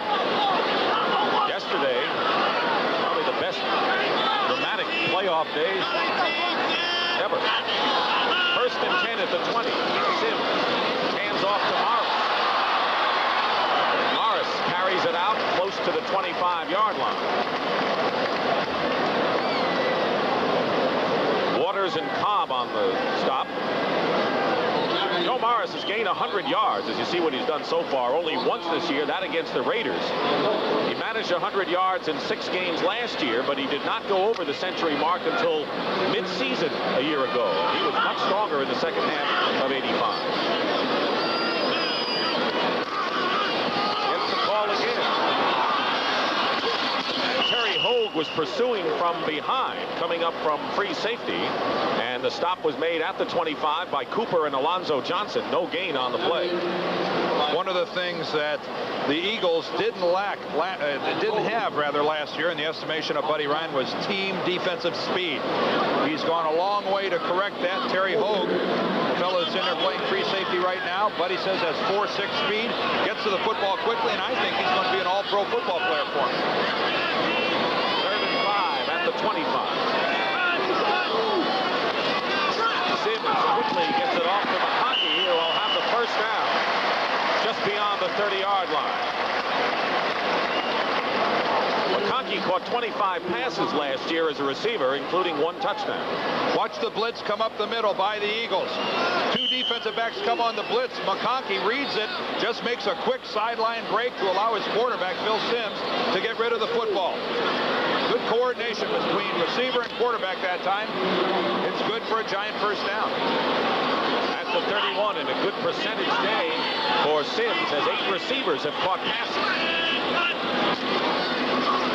Morris to the 34. Take it Lee Roussan, who's come in the ball game, to the 34-yard line. The Eagles had struggled against the likes of Rodgers, Payton, and Winder, but against Dickerson and Riggs, they shut those 2 great backs down in the last 2 of them. Got 2 wins for their effort. No surprise that they won those last 2 ball games. 2nd down and 6 at the 35. 3 wide receivers. They dump it off to Carthen. Sims to Carthen, gets to the 38-yard line, where it'll be 3rd down and short yardage for the Giants. The outside linebackers, Gary Cobb and Alonzo Johnson, in on the play. when you're down at halftime, Dick, something you really like to see from your defensive football team is force the opposition into 3 plays and out. The Giants are in a position now that even if eventually they're forced to punt the ball away on this drive, they've done what they had to do. The ball will be placed in the Philadelphia end of the field. Galbraith, number 30, is in the game, and he receives his pass at the 30, and Galbraith appears to have another first down beyond the 40. Evan Cooper made the tackle, and a good block from the left guard, Billy R. And we have an injured Eagle, Evan Cooper. They're close to the first down. Let's see where they spot the ball, and Cooper, who returned a punt 59 yards to set up the only Eagles score. A McFadden field goal is shaken up. It is a Giant first down. And that's the 3rd time today that I can think of where a Giant receiver has caught the ball considerably short of the first down, and through second effort, breaking a couple of tackles, has gotten the Giants a first down. This time it was Tony Galbraith's turn, and he's in there as a wide receiver. He does a reverse pivot, comes out, and no one anywhere close, but it's the move. Right here he breaks a tackle, the inside fake, and back to the outside, and he picks up the first down by inches. And Tony Galbraith, more catches, more receptions than any active running back in the game of football right now. Dan, Otis Anderson's arrival with the Giants, considering the backs they have, who will he affect the most of the backs that they have now? I think that depends on whether or not he's capable of adapting to the fullback position. Maurice Carthen is the guy that you would think right now is on the bubble, that Otis Anderson, if he's capable of playing fullback, that he'll end up starting at fullback. Now we're forced into a position, though, of wondering who's going to lead block for whom. I mean, who is it going to be? Is it Morris for Anderson or vice versa? He is a good receiver, though. He had 70 catches in 1984. How is he as a blocker? Not very good. Through lack of practice. He's never done it before. Mark Bavaro, who suffered a sprained foot, will not return for the Giants. Jerry Feary, who suffered a knee injury, also not coming back. The starting center for the Eagles, and Evan Cooper is still shaken up. Keep in mind, they've already lost Wes Hopkins, their outstanding free safety, for the season. Let's see if we can pick it up at the end of the play. Tony Galbraith coming directly at Evan Cooper. Boy, it's very difficult to tell from that angle exactly what happened. He hits his right knee on Tony Galbraith. Look at his knee hyperextend right there as he tries to make the tackle. Galbraith, by breaking back to the sidelines, forced Cooper into hitting him with his right leg. We can see his knee flex, but he's up and walking towards the sideline. That's good news. So Evan Cooper, who won the starting job, Herman Edwards was let go by the Eagles, the veteran, and Elbert Fowles was installed at right cornerback, but he had contract problems, so Cooper became the starter, and now because he's shaken up, Elbert Fowles replaces him, number 29, for the Eagles. Well, when the Giants have the ball, we have banged-up wide receivers going up against banged-up defensive backs. First and 10 at the 42 for the Giants. 11:15 to go, third quarter. Morris bursts close to another Giant first down into Eagle territory, where Brenard Wilson and Gary Cobb combine to bring him down. The New York Giants offensively asserting themselves. They've got the lead, they've got the football, and now they're playing in the Philadelphia end of the field. Look at Maurice Carthen put Mike Reichenbach on the ground. Joe Morris effectively following the lead block. Makes it a second and extremely short, fun down, my favorite down in the game.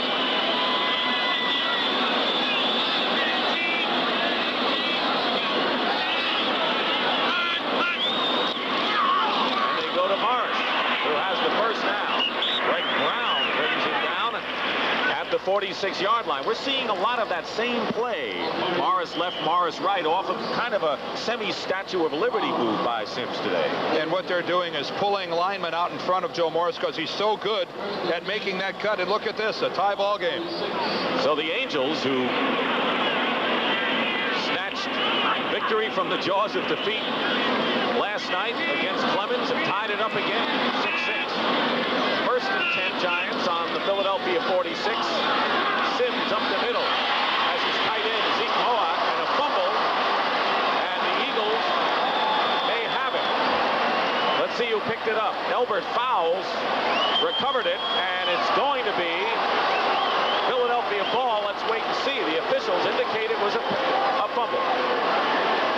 be replay material. Looks like that, doesn't it? The pass inside, caught by Mowatt. There's no question that he has the football. Well, we see the football is free. Very difficult to tell from that angle whether or not it came out before or after he was down, but no question it did come out, and Fowles comes up with it. Let's see if we can see it here. Mowatt turns upfield. Boy, they call it a fumble. Fowles recovers, and that's the first turnover by the Giants today. They're still talking about it down on the field. Now they've gone upstairs. As you can see, the walkie-talkie is in use. The umpire in consultation with the replay official again from the end zone. The hit by Cobb looked like he had it and fumbled it. It did from that angle. And that's the angle that the officials upstairs see. Now he's on the phone from the sidelines, Jerry Markbright, and you could tell by his face that he was told, wait a minute, we're still looking. Cal Lepore on the right, who came up to you, I know, before. I can't hear you. The man down. Must be a long distance.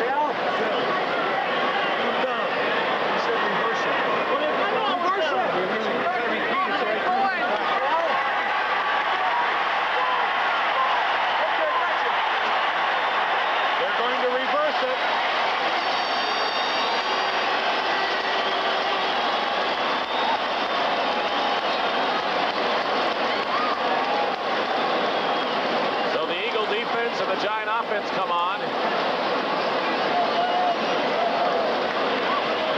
After further review, the runner is declared down. It's second down, Giants. So they, in other words, in essence, blew the whistle. The runner was down. They're saying no fumble, that the ball didn't come out until after Zeke Mowatt was on the ground. But did they blow the whistle? They must have. Yeah. So it's second down and 2 at the 38. That was a big turnaround right there. Roussan and Carthen are the running backs. Roussan. First down, Giants. Byron Darby makes the tackle. First and 10 Giants on the Eagles' 30-yard line. And Roussan giving Joe Morris a rest in good fashion. And the same play that Morris took for a touchdown. Chris Godfrey, the right guard, will pull and kick out.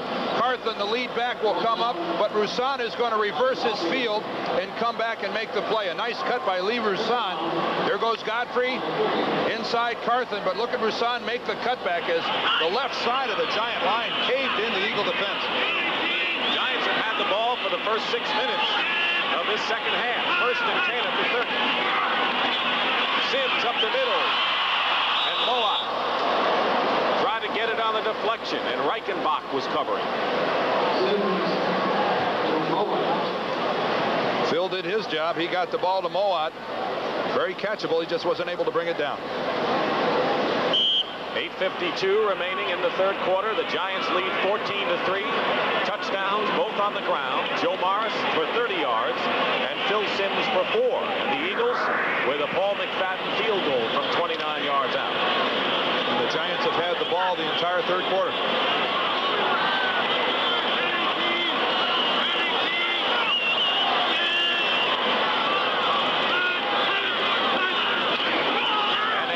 To Roussan the same way they've been going to Morris, and he's stopped at the 30-yard line by Byron Darby. The Eagles' run defense, other than Morris's run, has been superb today. As we talked about at halftime, they were relatively short scoring drives. This is by far and away the longest drive of the Giants and their most effective, and it comes at a perfect time when you're trying to assert control. If they should score another touchdown in this situation, now you've really forced the Eagles into playing serious comeback football. Tough to do against this New York team. Ball's at the 30.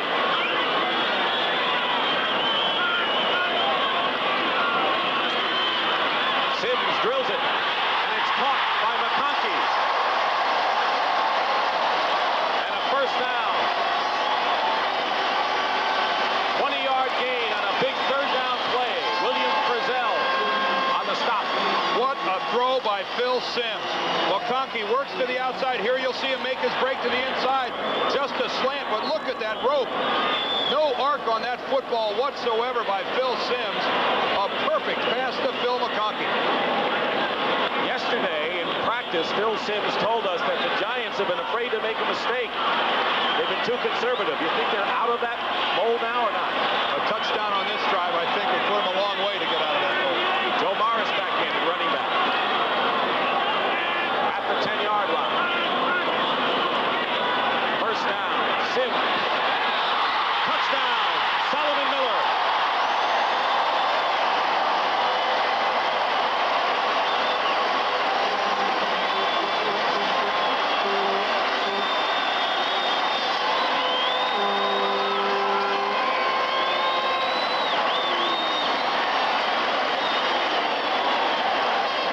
First NFL touchdown for the rookie from Utah State, Solomon Miller. And the Giants lead 20-3. You'll remember that one. Allegre looking for the Giants' 21st point of the day. He's got it. Phil Simms threw to Solomon Miller like a quarterback who has confidence in where he's going to throw the football, and he knows it's going to be caught. Look at him throw the ball right between the coverage. It actually hits one of the Eagles. Which one of the Eagle players hit that football? Roynell Young. But Solomon Miller there alertly comes down and makes a Phil Simms pass that could have been an interception. He turns it into a touchdown.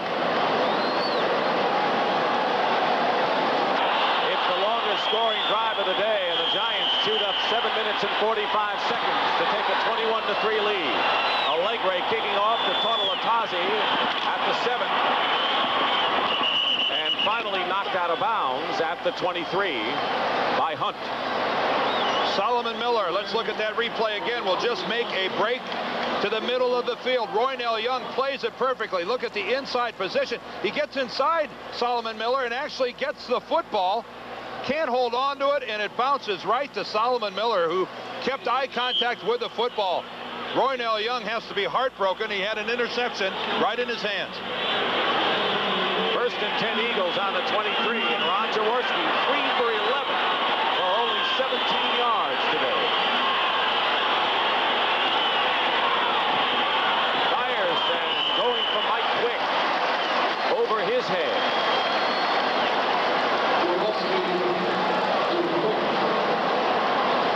Top of the 10th at Anaheim. The Red Sox and the Angels tied 6-6.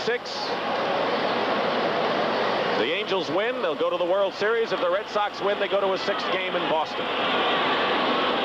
That time Mike Quick made a break for the inside of the field. Ron Jaworski was under the impression that he was going to break towards the sideline. Threw it accordingly. No chance for completion. Second and 10.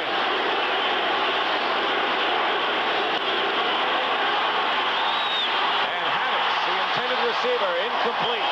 Harry Carson came in and stung him. You give the Giants defense a 21-3 cushion, you're in a lot of trouble. And there are just too many players on this Giant defense that are capable of making the big play. That time Lawrence Taylor blitzed to the inside, was picked up on a play that he had gotten a sack before, so the Eagles did their job in that respect, and yet now it's Harry Carson's turn to make a big play. And Randall Cunningham comes in on 3rd and 10.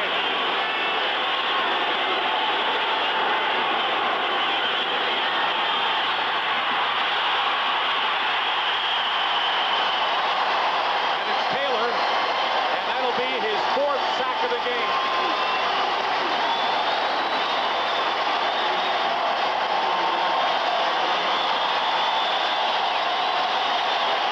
Lawrence Taylor right here, his only job on this, because Randall Cunningham is in at quarterback, is to spy.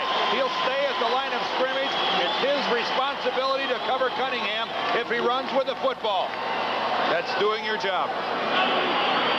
Telchik will punt from the 5. Familiar territory for the Eagle kicker today. Gets off a good one.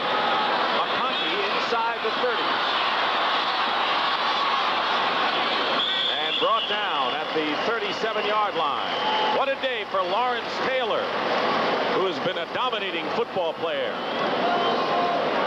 Sunday on CBS Sports.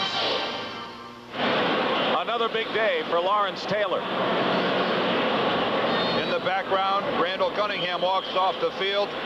The emotion of the moment. It must feel good to know you're that good. And they've got depth at every position, it seems. They've just been taking turns, Dick. Carson the play before, that time Lawrence Taylor. First and 10 Giants on their own 38. And Otis Anderson in the ball game to get some work out of bounds. A lot of people wonder why Otis Anderson isn't wearing number 32, the number he wore with the Cardinals. But that number was retired by the Giants. It was worn by a tackle, by the way, Al Blozis. Back in the World War years, he was killed in action in World War II in 1945. And in those days, tackles could wear low numbers like 32. That's why Otis Anderson has to settle for number 24 for the Giants. I think this is an intelligent move by Bill Parcells. Get him in the game. You've got the lead. Break the ice. Let him get some work. Morris in motion, 2nd and 6. Sims, wide open, Moab. First down in the Eagle territory, the 38. 21-yard gain. And the Giants' other tight end goes to work. Joe Morris is in motion as a wide receiver. Zeke Moa just the inside release off of Alonzo Johnson. And a blown coverage, I would have to think, by the Eagles, as no one in a white shirt anywhere within 3 or 4 yards of Zeke Moa. Came back with impact against the Saints with 4 catches 2 weeks ago. He has 3 so far today. First and 10 at the Eagle 38.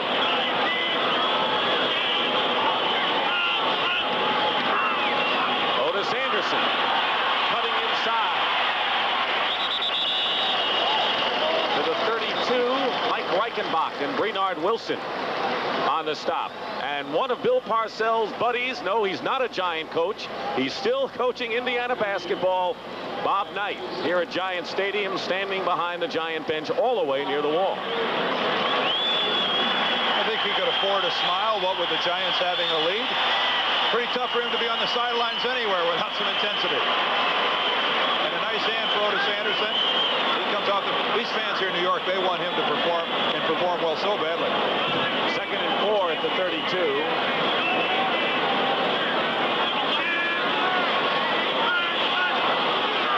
Fumble. Sims and Oates in a mix-up.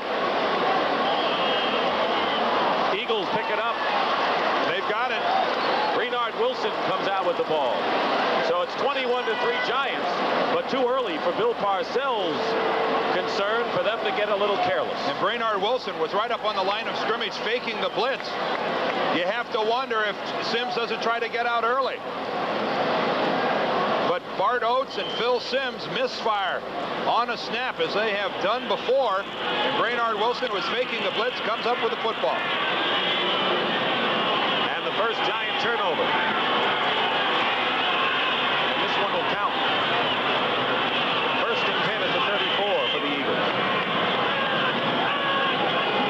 Jaworski looking for Quick. Mike Quick so far today has caught only 1 pass. Giants have done a good job on him. Needless to say, a great job on Ron Jaworski. Lawrence Taylor just knocks Ron Jaworski all the way over backwards. He's going to beat the block of Haddix, but watch Lawrence Taylor finish off Jaworski. Pulling up. That's for the referee's sake, so he doesn't think he did it on purpose. And Jaws taking a beating at quarterback today. Going to the bottom of the 10th in Anaheim. Still tied, Boston and California. Jaworski has missed his last 5 passing attempts. He's 3 for 14. 3:58 on the clock. Intercepted by Patterson. Elvis Patterson. We heard a whistle. It may have been inadvertent. And a Giant is shaken up. Kenny Hill.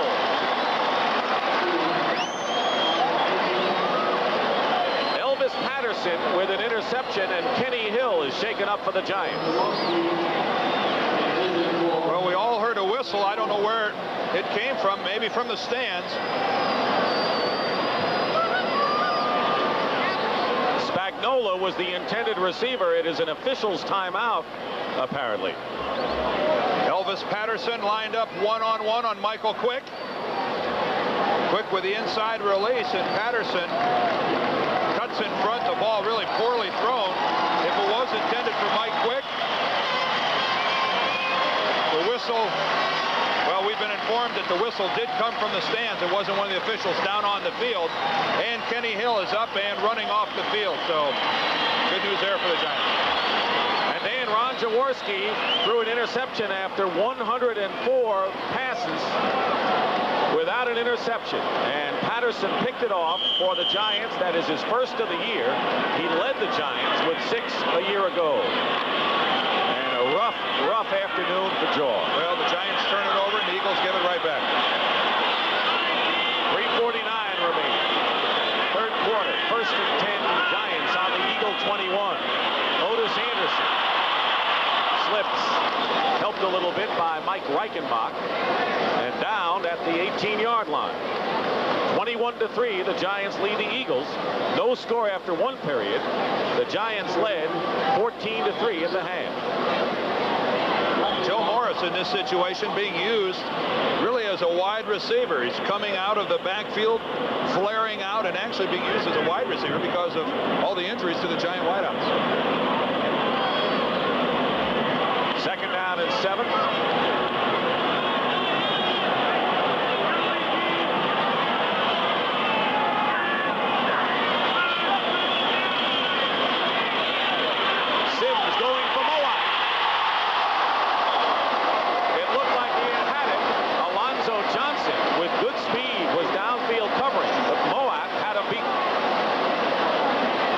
The second touchdown pass of the day that was dropped by a Giant receiver. Remember the one that McConkey dropped? This time Phil Simms with another perfect throw. Only this time it's Zeke Mowat's turn to drop the football. Nice touch on the football. Lays it right into the hands of Zeke Mowat, and he just plain drops it. Phil Simms, he thinks he's got it right there. Oh, come on. Well, he's got another shot at it. On 3rd and 7 with exactly 3 minutes to go, third quarter. Inside handoff to Galbraith. Almost lost the ball. Nearly had it stripped away. It was Drake Brown who brought it down. Close to a first down.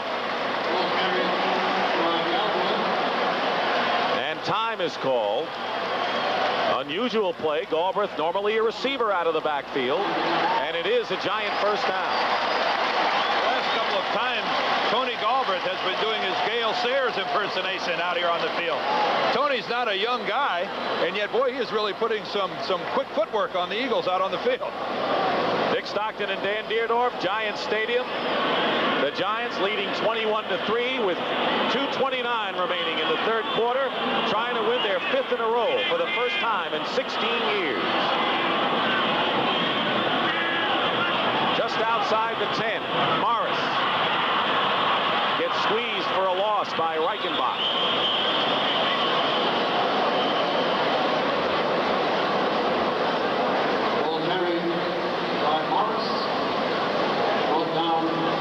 Joe Morris, who's been spending most of his time in a wide receiver position, that time had no opportunity to turn upfield. Another good example of the Eagles and how well they flow to the football. This third quarter has certainly been all New York. And Jerry Markbright is saying, look, I want to make sure I can read that number 20. He's going to need an equipment change, I think, soon. 2nd and 12. Simms going for Mowat, and he couldn't do it. Defended by Reichenbach, out of the end zone and juggled again by Zeke. That time Mowat was better covered than the time previous. Simms had no opportunity, no choice but to lay the ball in high. That would have been a much more difficult catch if Mowat could have made it. Let's look at it from high above in the end zone. Yeah, he really just got his left hand up there. Even if he could have brought it in, he would have been out of the back of the end zone. Good coverage that time by Philadelphia. It's 3rd and 12.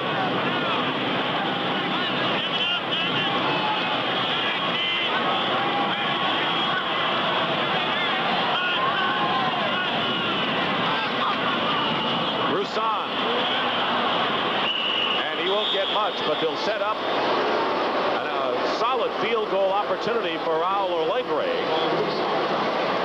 on 4th down. Alegre had a 47-yard field goal blocked early in the first quarter, and now will get another opportunity, and that was his first miss since joining the Giants 2 weeks ago.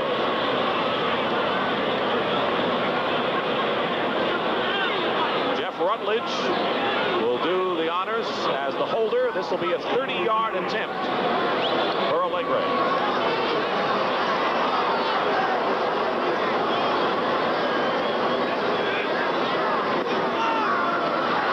And a fake. And a touchdown. Rutledge to Carson.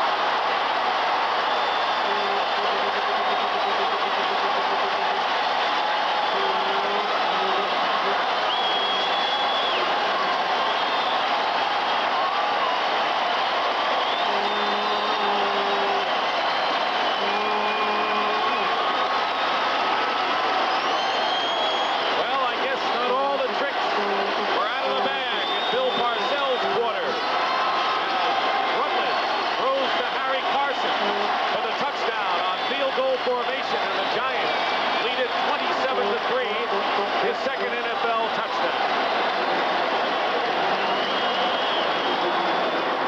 And now Alegre.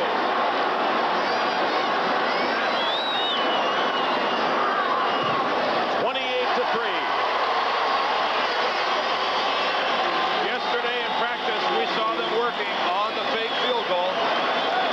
They've got a flag down out there on the field. It's against the Giants, and so Alegre will have to kick it again.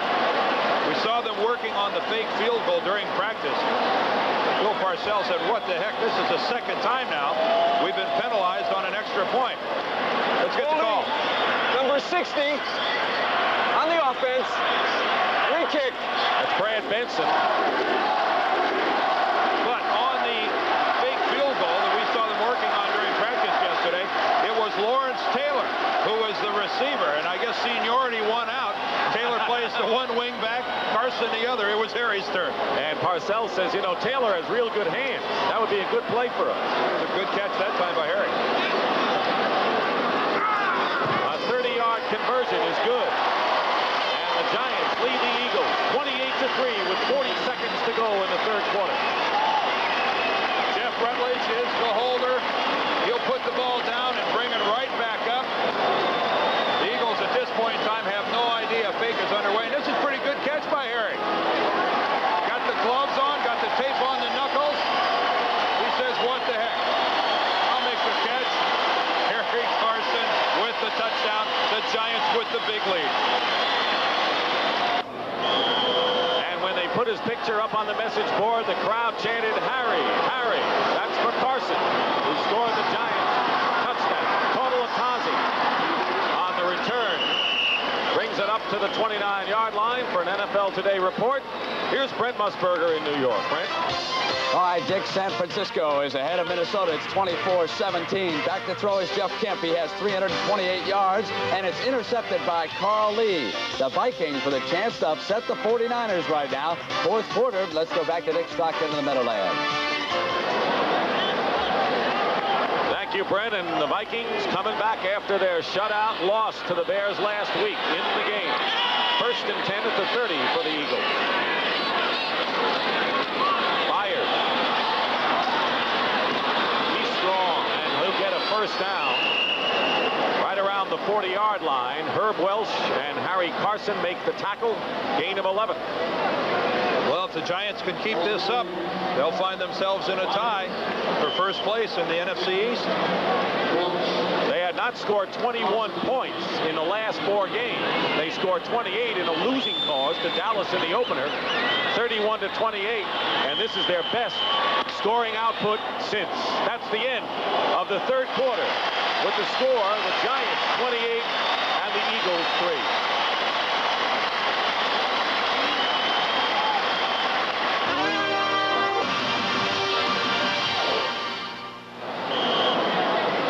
Stockton and Dan Deerdorf here at Giants Stadium as we start the fourth quarter with the Giants way out ahead of the Eagles, 28-3. The Eagles have managed only 46 yards total offense all day against a great defense. Doesn't loom too well for the Eagles. That's hard to believe at this point in time of a football game that you don't even have 50 yards offense. Myers going outside, and Elvis Patterson stops him for no gain and maybe a loss of one. Rather than heading toward the 50s, they're working their way back towards the 30s at that pace. Dallas beating Washington today. The Cardinals with their first win of the season. And the standings in the NFC East right now. If the Giants win, they'll move into a tie with the Redskins for first, and the Dallas Cowboys will be just a game behind. And Dallas and Philadelphia play next week. Giants go to Seattle. 2nd and 10 now. Jaworski. Tautalatozzi was the intended receiver. Andy Hedden covering. Now next Sunday, the Dallas-Philadelphia game will be seen by our viewers in the Philadelphia area because the game has been sold out at Veterans Stadium. It'll be seen in New York as well. The second game of the doubleheader will be the Giants at Seattle, seen only in New York. And that'll be a great matchup. The Giants against the Seahawks in the Kingdome. Randall Cunningham is in at quarterback on 3rd and 10.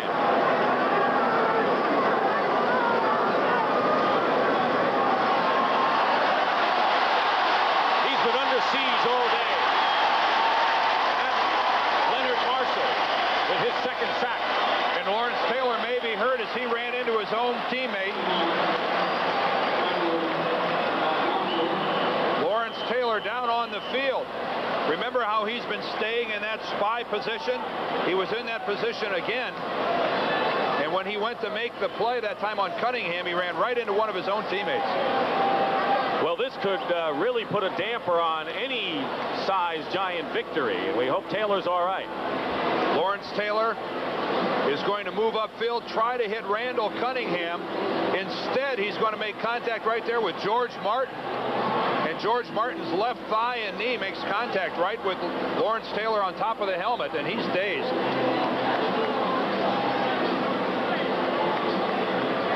Taylor is having a fantastic year. So is Carl Banks, the other outside linebacker. But Taylor really the heart and soul of that group. Anytime it's a blow to the head, real sign of concern. You pointed out earlier, the injuries to Parcells' Giants so far have been to the skilled offensive people this year. Yeah, they've not really been touched much on the defensive side of the ball. And Bill Parcells, I'm sure, can hardly look as Lawrence Taylor is down on the field. This is when you really want to see someone get up and start walking off the field.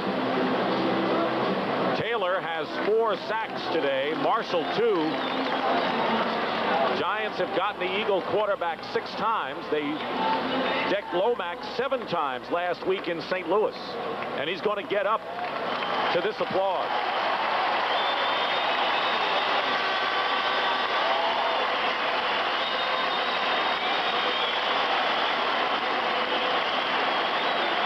Well, a little rubbery at the knees, but walking under his own power, Lawrence Taylor heads to the sideline.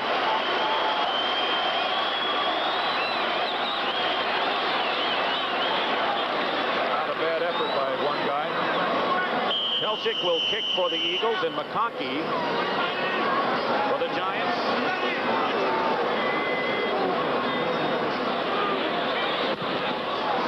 End over end. Takes an Eagle bounce inside the 25. And will return to Giant Stadium after this word from your local station. CBS Sports coverage of the National Football League is sponsored by Subaru and the Subaru XT, the Sport Magazine Super Bowl MVP Award. Bud Light, everything else is just a light. And by the American Express card. Don't leave home without it. Giants Stadium. Lawrence Taylor was wobbly leaving the field. Pinched nerve for Lawrence Taylor. He's expected to return to the game. I don't know why at 28-3. I wouldn't put him back in. Otis Anderson on a carry on 1st and 10.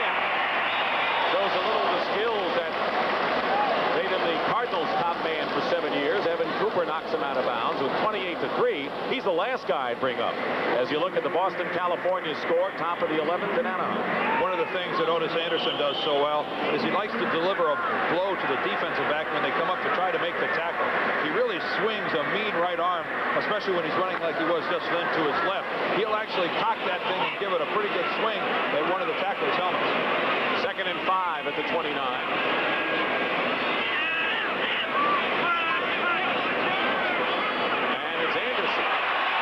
Anderson is a first down and more. And he pulled up lame. And Otis Anderson pulled a muscle. He picked up 16 yards, and how frustrated and distraught he is at that Giants sideline. Well, Anderson has had assorted leg problems the last couple of years in St. Louis. This is the old counter tray play where he makes the counter step to the right.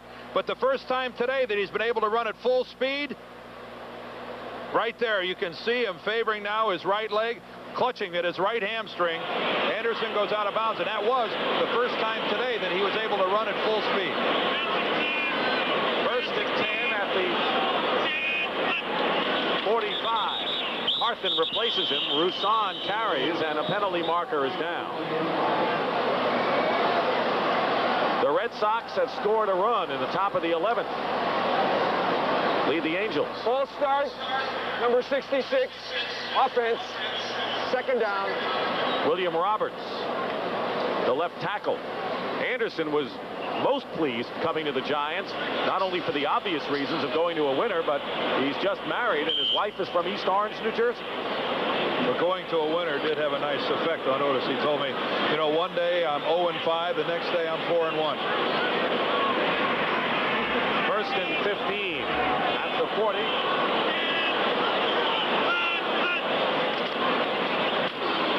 Roussan to the 42. And now for an NFL Today report, let's go across the river to Brent. All right, Dick, on the move, Tommy Kramer. He has passed for 285 yards, 2 touchdowns. This one to Anthony Carter. 6:37 to go, and the Minnesota Vikings have tied the San Francisco 49ers. And as you said, 7-6 right now. Red Sox lead the Angels. Let's go back to Dick Stockton.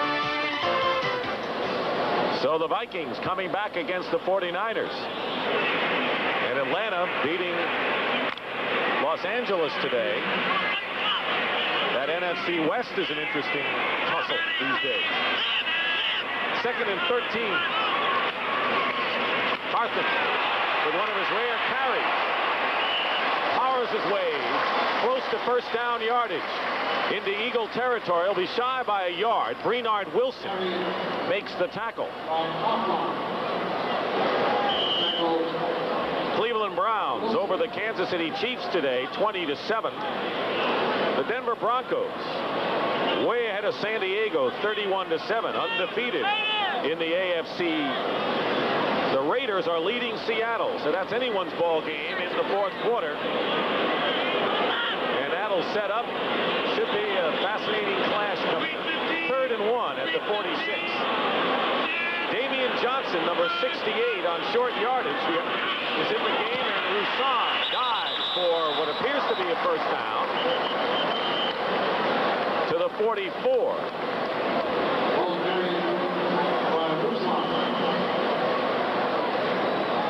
Everybody's doing it, putting the big man in the backfield. That time the Giants put Damian Johnson, number 68, as their lead blocker.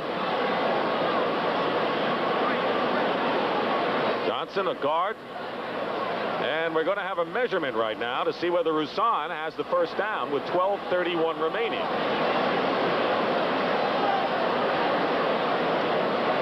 And it's close, but it's a Giant first down. First down, Giants. What's Parcells unhappy about? I don't know. You see at the left part of your screen, Damian Johnson, number 68, will make the lead block. Tony Galbraith there in motion, number 30. Right here is Damian Johnson. We can just see him. Tony will go here in motion. He'll come right on through.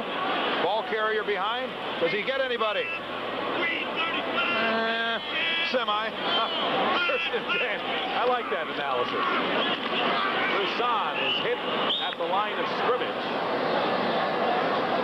Continuing our story about the AFC West. Denver undefeated. Seattle battling the Raiders right now. Kansas City is now 3-3 on the year. And next week it'll be the Giants against Seattle. Check your local listing. 2nd and 9 at the 44. Sims. Bobby Johnson, the intended receiver, nearly a pickoff by Evan Cooper. Evan Cooper read that ball as being upfield, made a break for it. Pretty nice work by Bobby Johnson, doing a spin and getting to the ball. He almost brought it in. Taylor, who could come back, but likely will not. They don't want to risk him in a 28-3 game when the Giants are really going into the heat of their schedule coming up in the next 3 games. And with a pinched nerve like that, Dick, it's rest that really makes it better, really nothing else. So it would be wise to keep Lawrence Taylor out of the ballgame. Sims to Galbraith.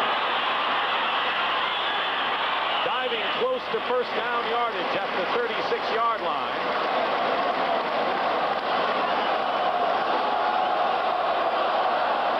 It'll be 4th down, and the crowd wants the Giants to go for it. It is 4th and actually 2 yards from where we see it. We're going to call a timeout, Parcells said.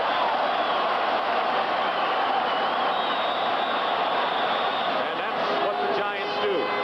Timeout on 4th and 2. Parcells doesn't look like a guy who's leading 28-3. No, he sure does not. We'll be back. Big lead, New York. Giants have called a timeout, and now they've got things straightened out. It'll be 4th and 2. Scoreboard says 1, but it's really 2 yards to a first down. And the Giants leading 28-3. 2 of 5 on 4th down conversion.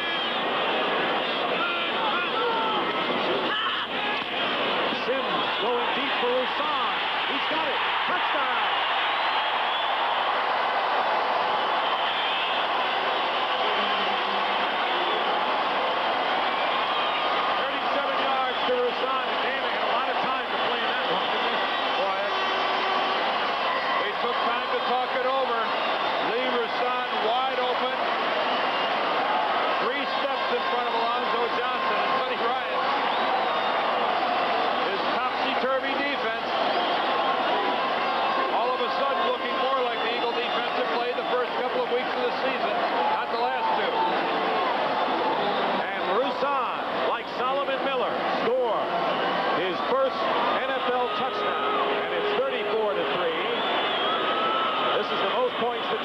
Scored all year, and Raul Alegre adds the 35th point with 10:43 to go, and the Giants are really putting it to Buddy Ryan's Philadelphia Eagles. Play action takes everyone by surprise. The fake that time to Carthen. Lee Roussan had flared out to the right side, just turned it upfield. Alonzo Johnson playing the run, has no choice but to watch Lee Roussan from behind. That must feel good. I don't know. Never, huh? Bill Sims, who's seen a couple drop today in the end zone. This game's in the bag. And for Buddy Ryan, his improved defense isn't going to look good in the numbers after this one.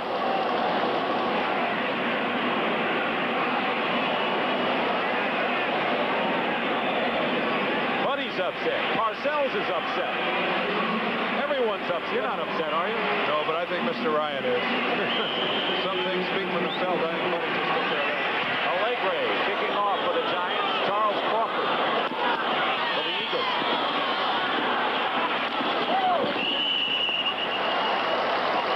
score after one quarter, and the Giants scored 14 points in each of the second and third quarters, and one touchdown here. Tonight on CBS, 60 Minutes features a story on a happy little American boy who used to be a starving little African boy.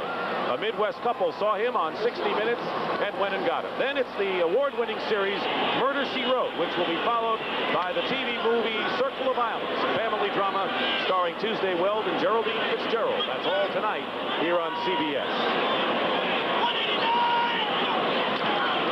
Jaworski stays in there for the Eagles. Takes the punishment. And a flag down. Spagnola, defended by Banks, and apparently was interfered with. Bottom of the 11th, the Red Sox lead the Angels now, 7-6. Pass interference, number 58, defense, automatic first down. First down, Eagles. They appear to be getting more first downs by penalty than by the normal course of things this year. 5 first downs, 2 of them by penalty, so I'm close. Before that, they have 40 yards in total offense, 355 for the Giants. This is one of the most lopsided total yardage differentials I've ever seen. First and 10 at the 29. Jaworski in trouble.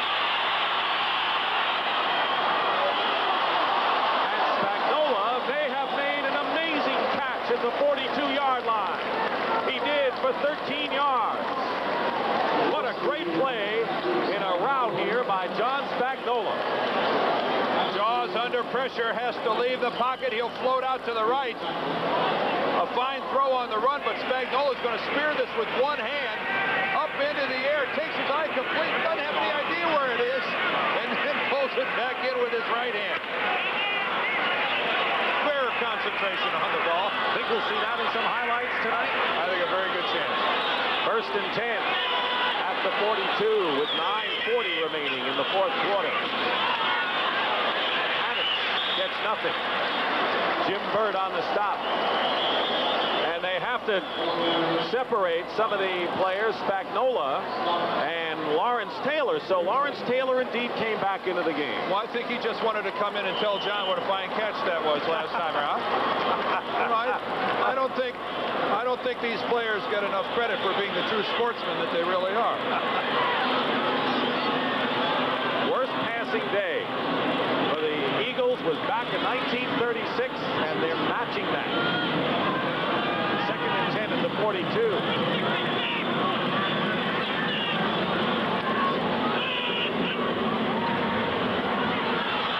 Jaworski fires. It was intended for Kenny Jackson and fell just between everyone else. Herb Wells was closest to it. I want to clarify something there for some of you that maybe aren't up on the rules of football. You saw 0 passing yardage there for the Eagles, and you're going to say, what do you mean Spagnola just caught that pass? Sacks are deducted from total passing yardage. So every time Jaworski is dropped, and he's been dropped 6 times today for 40 yards and losses, those are deducted from your total passing figures. That's where the big 0 comes in. Thank you for that. Yeah, well, somebody's going to say, well, I just saw him make a catch. Third and 10, Anthony Toney, number 25, is in there as a blocker for Cunningham, who's going for Ron Johnson. And Johnson makes a catch at the 21-yard line of the Giants. And he's hurt. 37 yards to Ron Johnson. And he, as you point out, shaken up.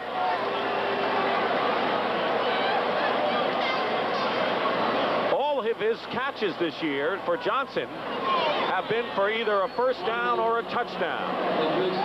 Randall Cunningham gets inserted into the football game and really under difficult circumstances repeatedly. This is the second time we've seen him make a superior throw, that time to Ron Johnson. The Eagles trying to get a touchdown. What a beautiful picture of the moon. That's as it looks. That's live at Giant Stadium. Dick Stockton and Dan Deerdorf here. Darkness in New York. We have 8:48 remaining in the fourth quarter. The Giants winning big. Eagles have a first and 10 on the Giant 20 following that 37-yard catch by Ron Johnson. Jaworski with a lot of time for a change. Running out of it. Incomplete. Anthony Toney. Maybe Spagnola was the intended receiver. Well, the Boston Red Sox hung in there and stayed alive and beat the California Angels in 11 innings, 7-6. Angels still lead in the series 3-2. Game 6 will be in Boston on Tuesday. Here, no contest. The Giants leading 35-3, and Ron Johnson was helped off the field. Joe Morris scored first for the Giants. It was 7-3. Phil Simms ran for 4. Then he threw a touchdown pass to Solomon Miller. And then Rutledge on a fake field goal threw to Harry Carson. There was another touchdown. That was to Lee Roussan. Pass into the end zone is incomplete by Jaworski, and it was intended for Mike Quick, who hasn't done much today. He's been throttled pretty well, and Ron Jaworski having just a terrible passing day, one of the worst of his entire career. And he can't even get out of the pocket and get any protection. That time, even on the run, Jim Burt caught him and threw him to the ground again. There's the last score by the Giants, and Ron Johnson over in the Philadelphia bench being worked on. This is the best pass rush. 3rd down and 10 at the 20. Randall Cunningham is the man.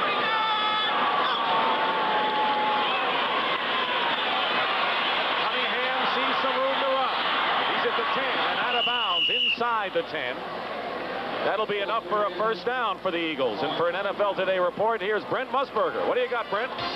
Well, Dick, what we got, next week's opponent for the New York Giants, the Seattle Seahawks, have been beaten. This was one of Jim Plunkett's touchdown passes today, and it was a thing of beauty. He avoided the rush, and he hit Jesse Hester, and the Raiders win. They're the 3rd straight time. They are now 3-3. Incidentally, Dick, Calvin Schiraldi comes in and does the job for the Red Sox in the last inning. What a comeback. Let's go back to Dick Stockton.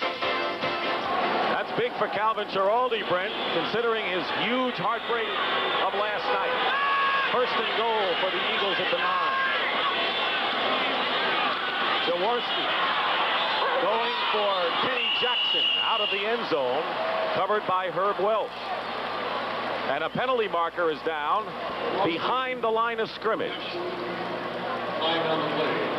Personal foul, sorry. Yeah, that's going to be a roughing the passer call. Jaworski is going to have to spend some long hours in the hot tub after this ball game. He's been beat up and roughed up pretty good by the Giants. That time a little too much after the whistle. He had already suffered 2 concussions coming into this game. Personal foul, roughing the passer, number 70, defense, first down. Leonard Marshall in the middle of the screen, working against Tom Gillespie, comes off late. Oh, I don't know if he hardly even made contact. Carl Banks, the linebacker, is actually who dropped Jaworski. Leonard Marshall just seemed to run on by and graze him. 1st and goal on the 4. First down on the penalty. Keith Byers. Forget it. Who can run against the Giant defense? You wonder, you know. Not many people. They just get to the football so well, and they have so much pride. You know, this is very interesting to me. We're under 8 minutes left in the ball game. The Giants are up 35-3, and yet look at the defensive team that is on the field right now. They don't want a touchdown. Lawrence Taylor, Harry Carson, all their starters are out there on the field right now. Don't forget, coming up after the game, 60 minutes. Giants defense has not given up a touchdown in the last 11 quarters. It is 2nd and goal, back at the 5, loss of 1 on the last play. Keith Byers will lose some more. Jim Burt and Elvis Patterson. This Giant defense is ferocious. And they'll go against Seattle, and you want to talk about a good running back. Kurt Warner, who led the AFC in rushing coming into this week, will go against that defense next week. And Kurt Warner, in that situation, might have had a tendency to take it upfield a little quicker than Keith Byers. Keith Byers tried to get to the corner, and I think that while he might have gotten to the corner against some collegiate teams at Ohio State, it's going to be a little tougher in this league, and he didn't have a chance of rounding the corner on that play. Philadelphia's all touchdowns have all come through the air this year. Today they have nothing. Randall Cunningham in there. 3rd and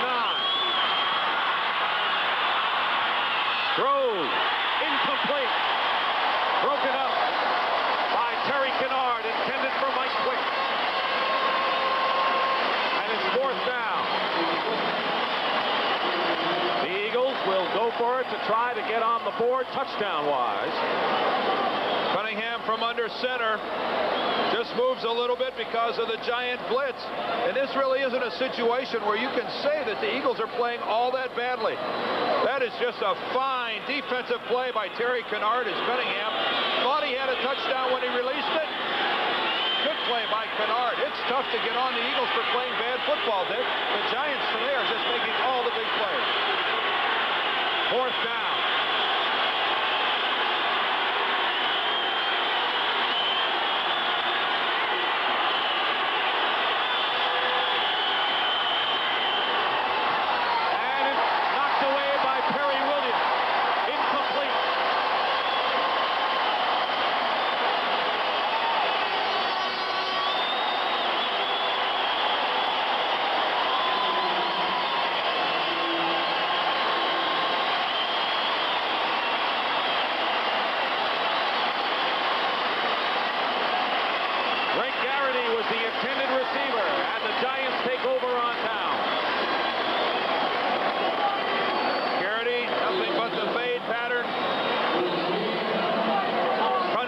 The ball up immediately, and Terry Williams just plays it perfectly. Takes the inside position, turns to the football when he knows it's in the air, and easily makes the play. That could have been an interception. Jeff Rutledge is the new quarterback for the Giants, and Maurice Carson running the ball.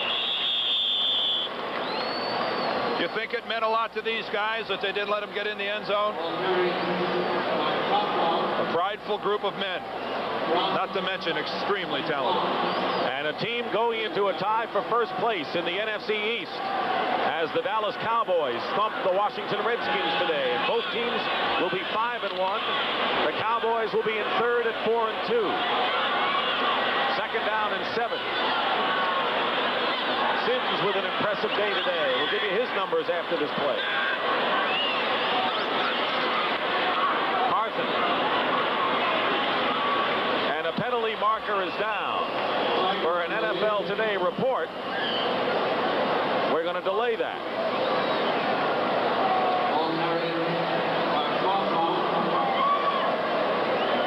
Reggie White is laying on the ground. I think we'll probably have a holding call against New York, but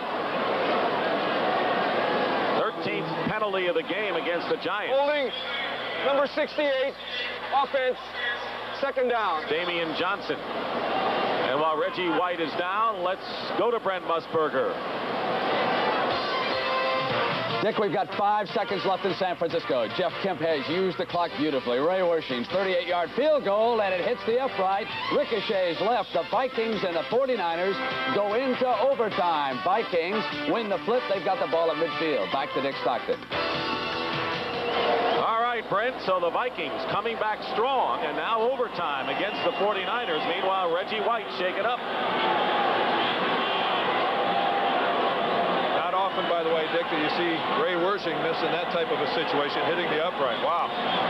Bill Sims on the day as White gets up, 20 of 29.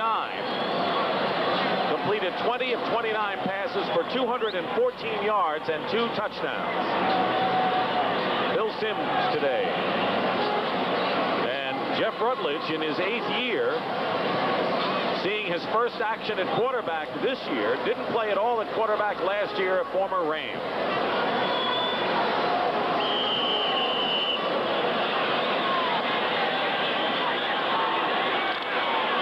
Jeff Hostetler, the 3rd quarterback, is in the game as a wide receiver. 2nd and 13.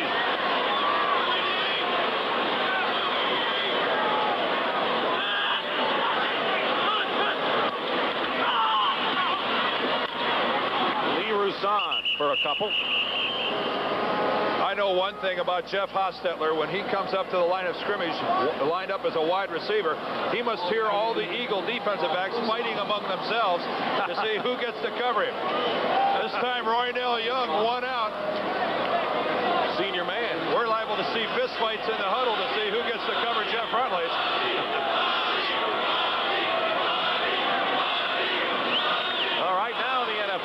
two unbeaten teams, the Chicago Bears and the Denver Broncos. All that's left. Giants will win their 5th in a row. 3rd and 11th. At the 9. Roussan. And Lee Roussan. Shy of a first down. Andre Waters making the tackle. Shy by about a yard, that's all. Don't forget, 60 minutes will follow. And we have 5 minutes remaining here in the 4th quarter. For the New York Giants, as Tom Zaleski appears to be shaken up on the sidelines. Oh, a quick punt here by the Giants. Sean Landeta.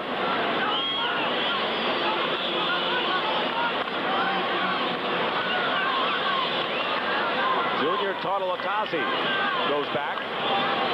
Evan Cooper had handled those chores until now. Tartalatazzi's never been a punt returner in the college days or in the pros. And he won't pick one up here. The kick is down at the 42.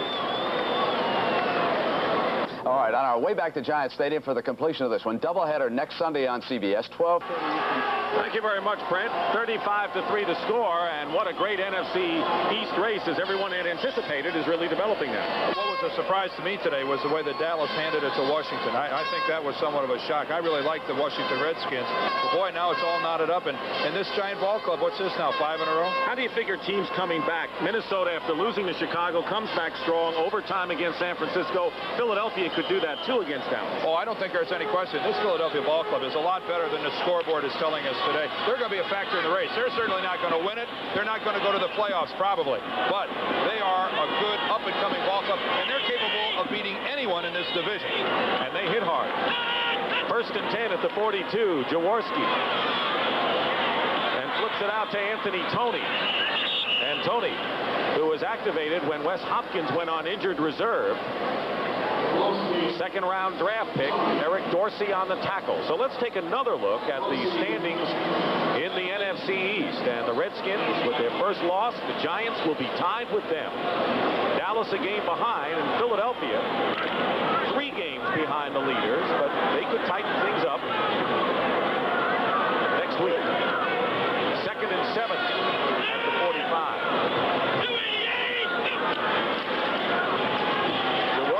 The middle to Spagnola. And a good game. Fumble. Giants have it. And now things are getting a little rough out there. Let's see if the whistle had blown or Spagnola coughed it up after the catch. He did, and it'll be Giant ball. Mark Collins recovered the fumble for the Giants. Well, nothing seems to be going right for Philadelphia today. Sometimes that just happens. John Spagnola is wide open, tries to make something happen. Carl Banks hits him from the side, and the ball is loose, and clearly a fumble. Giants have it. Question. In New York, I know the fans say the Giant defense is the reason why the Eagles have been so woeful on offense. In Philadelphia, they're saying, when are we going to get an attack?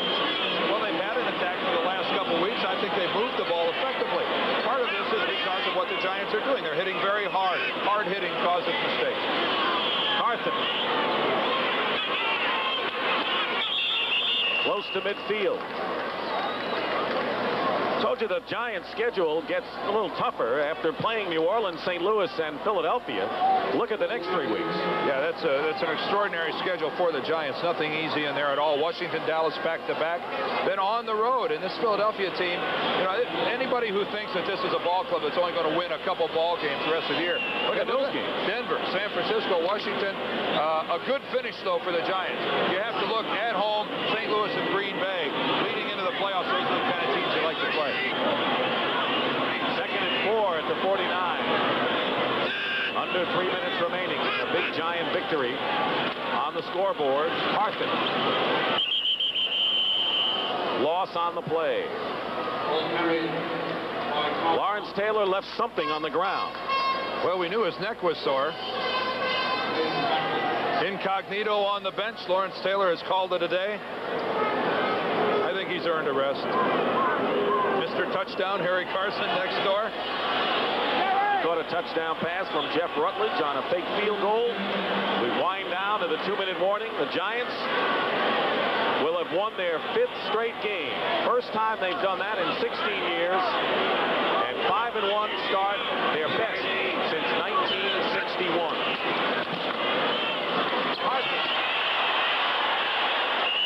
Big gaping hole, and Frizzell makes the tackle at the 40-yard line. A gain of 12, and now our 2-minute warning is in effect here at Giant Stadium.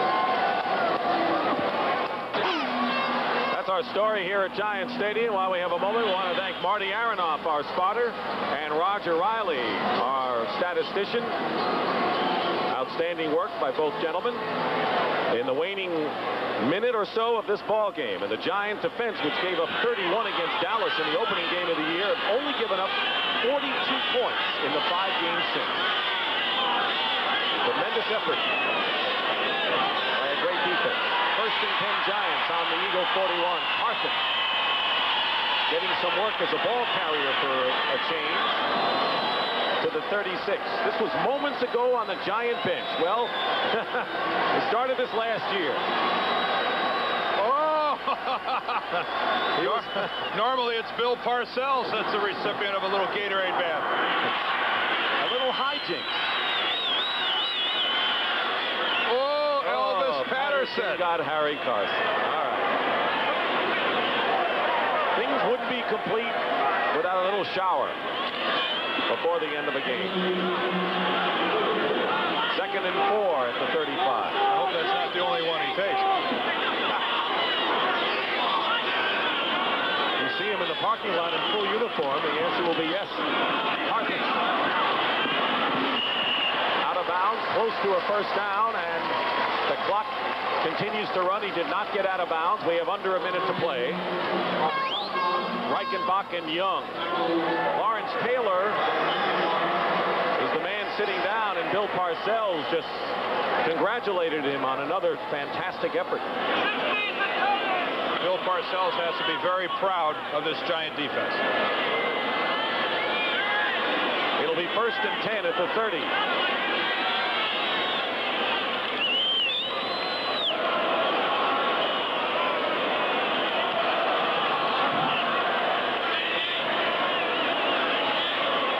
Welcome those who saw the San Francisco-Minnesota game. You're not going to see much here. That'll be the last play of the game. We like to have given you a little more excitement, but you're looking at the last seconds of the Giants win over the Philadelphia Eagles 35-3, which puts them in 1st place tie with the Washington Redskins. And for Bill Parcells, he is now 29-28, over 500 as a head coach in the NFL. Vikings beat the 49ers in overtime, 27-24. And for Dan Dierdorf, this is Nick Stockton saying so long from Giant Stadium. The final score here, the Giants 35, the Eagles 3. You've been watching CBS Sports coverage of the National Football League.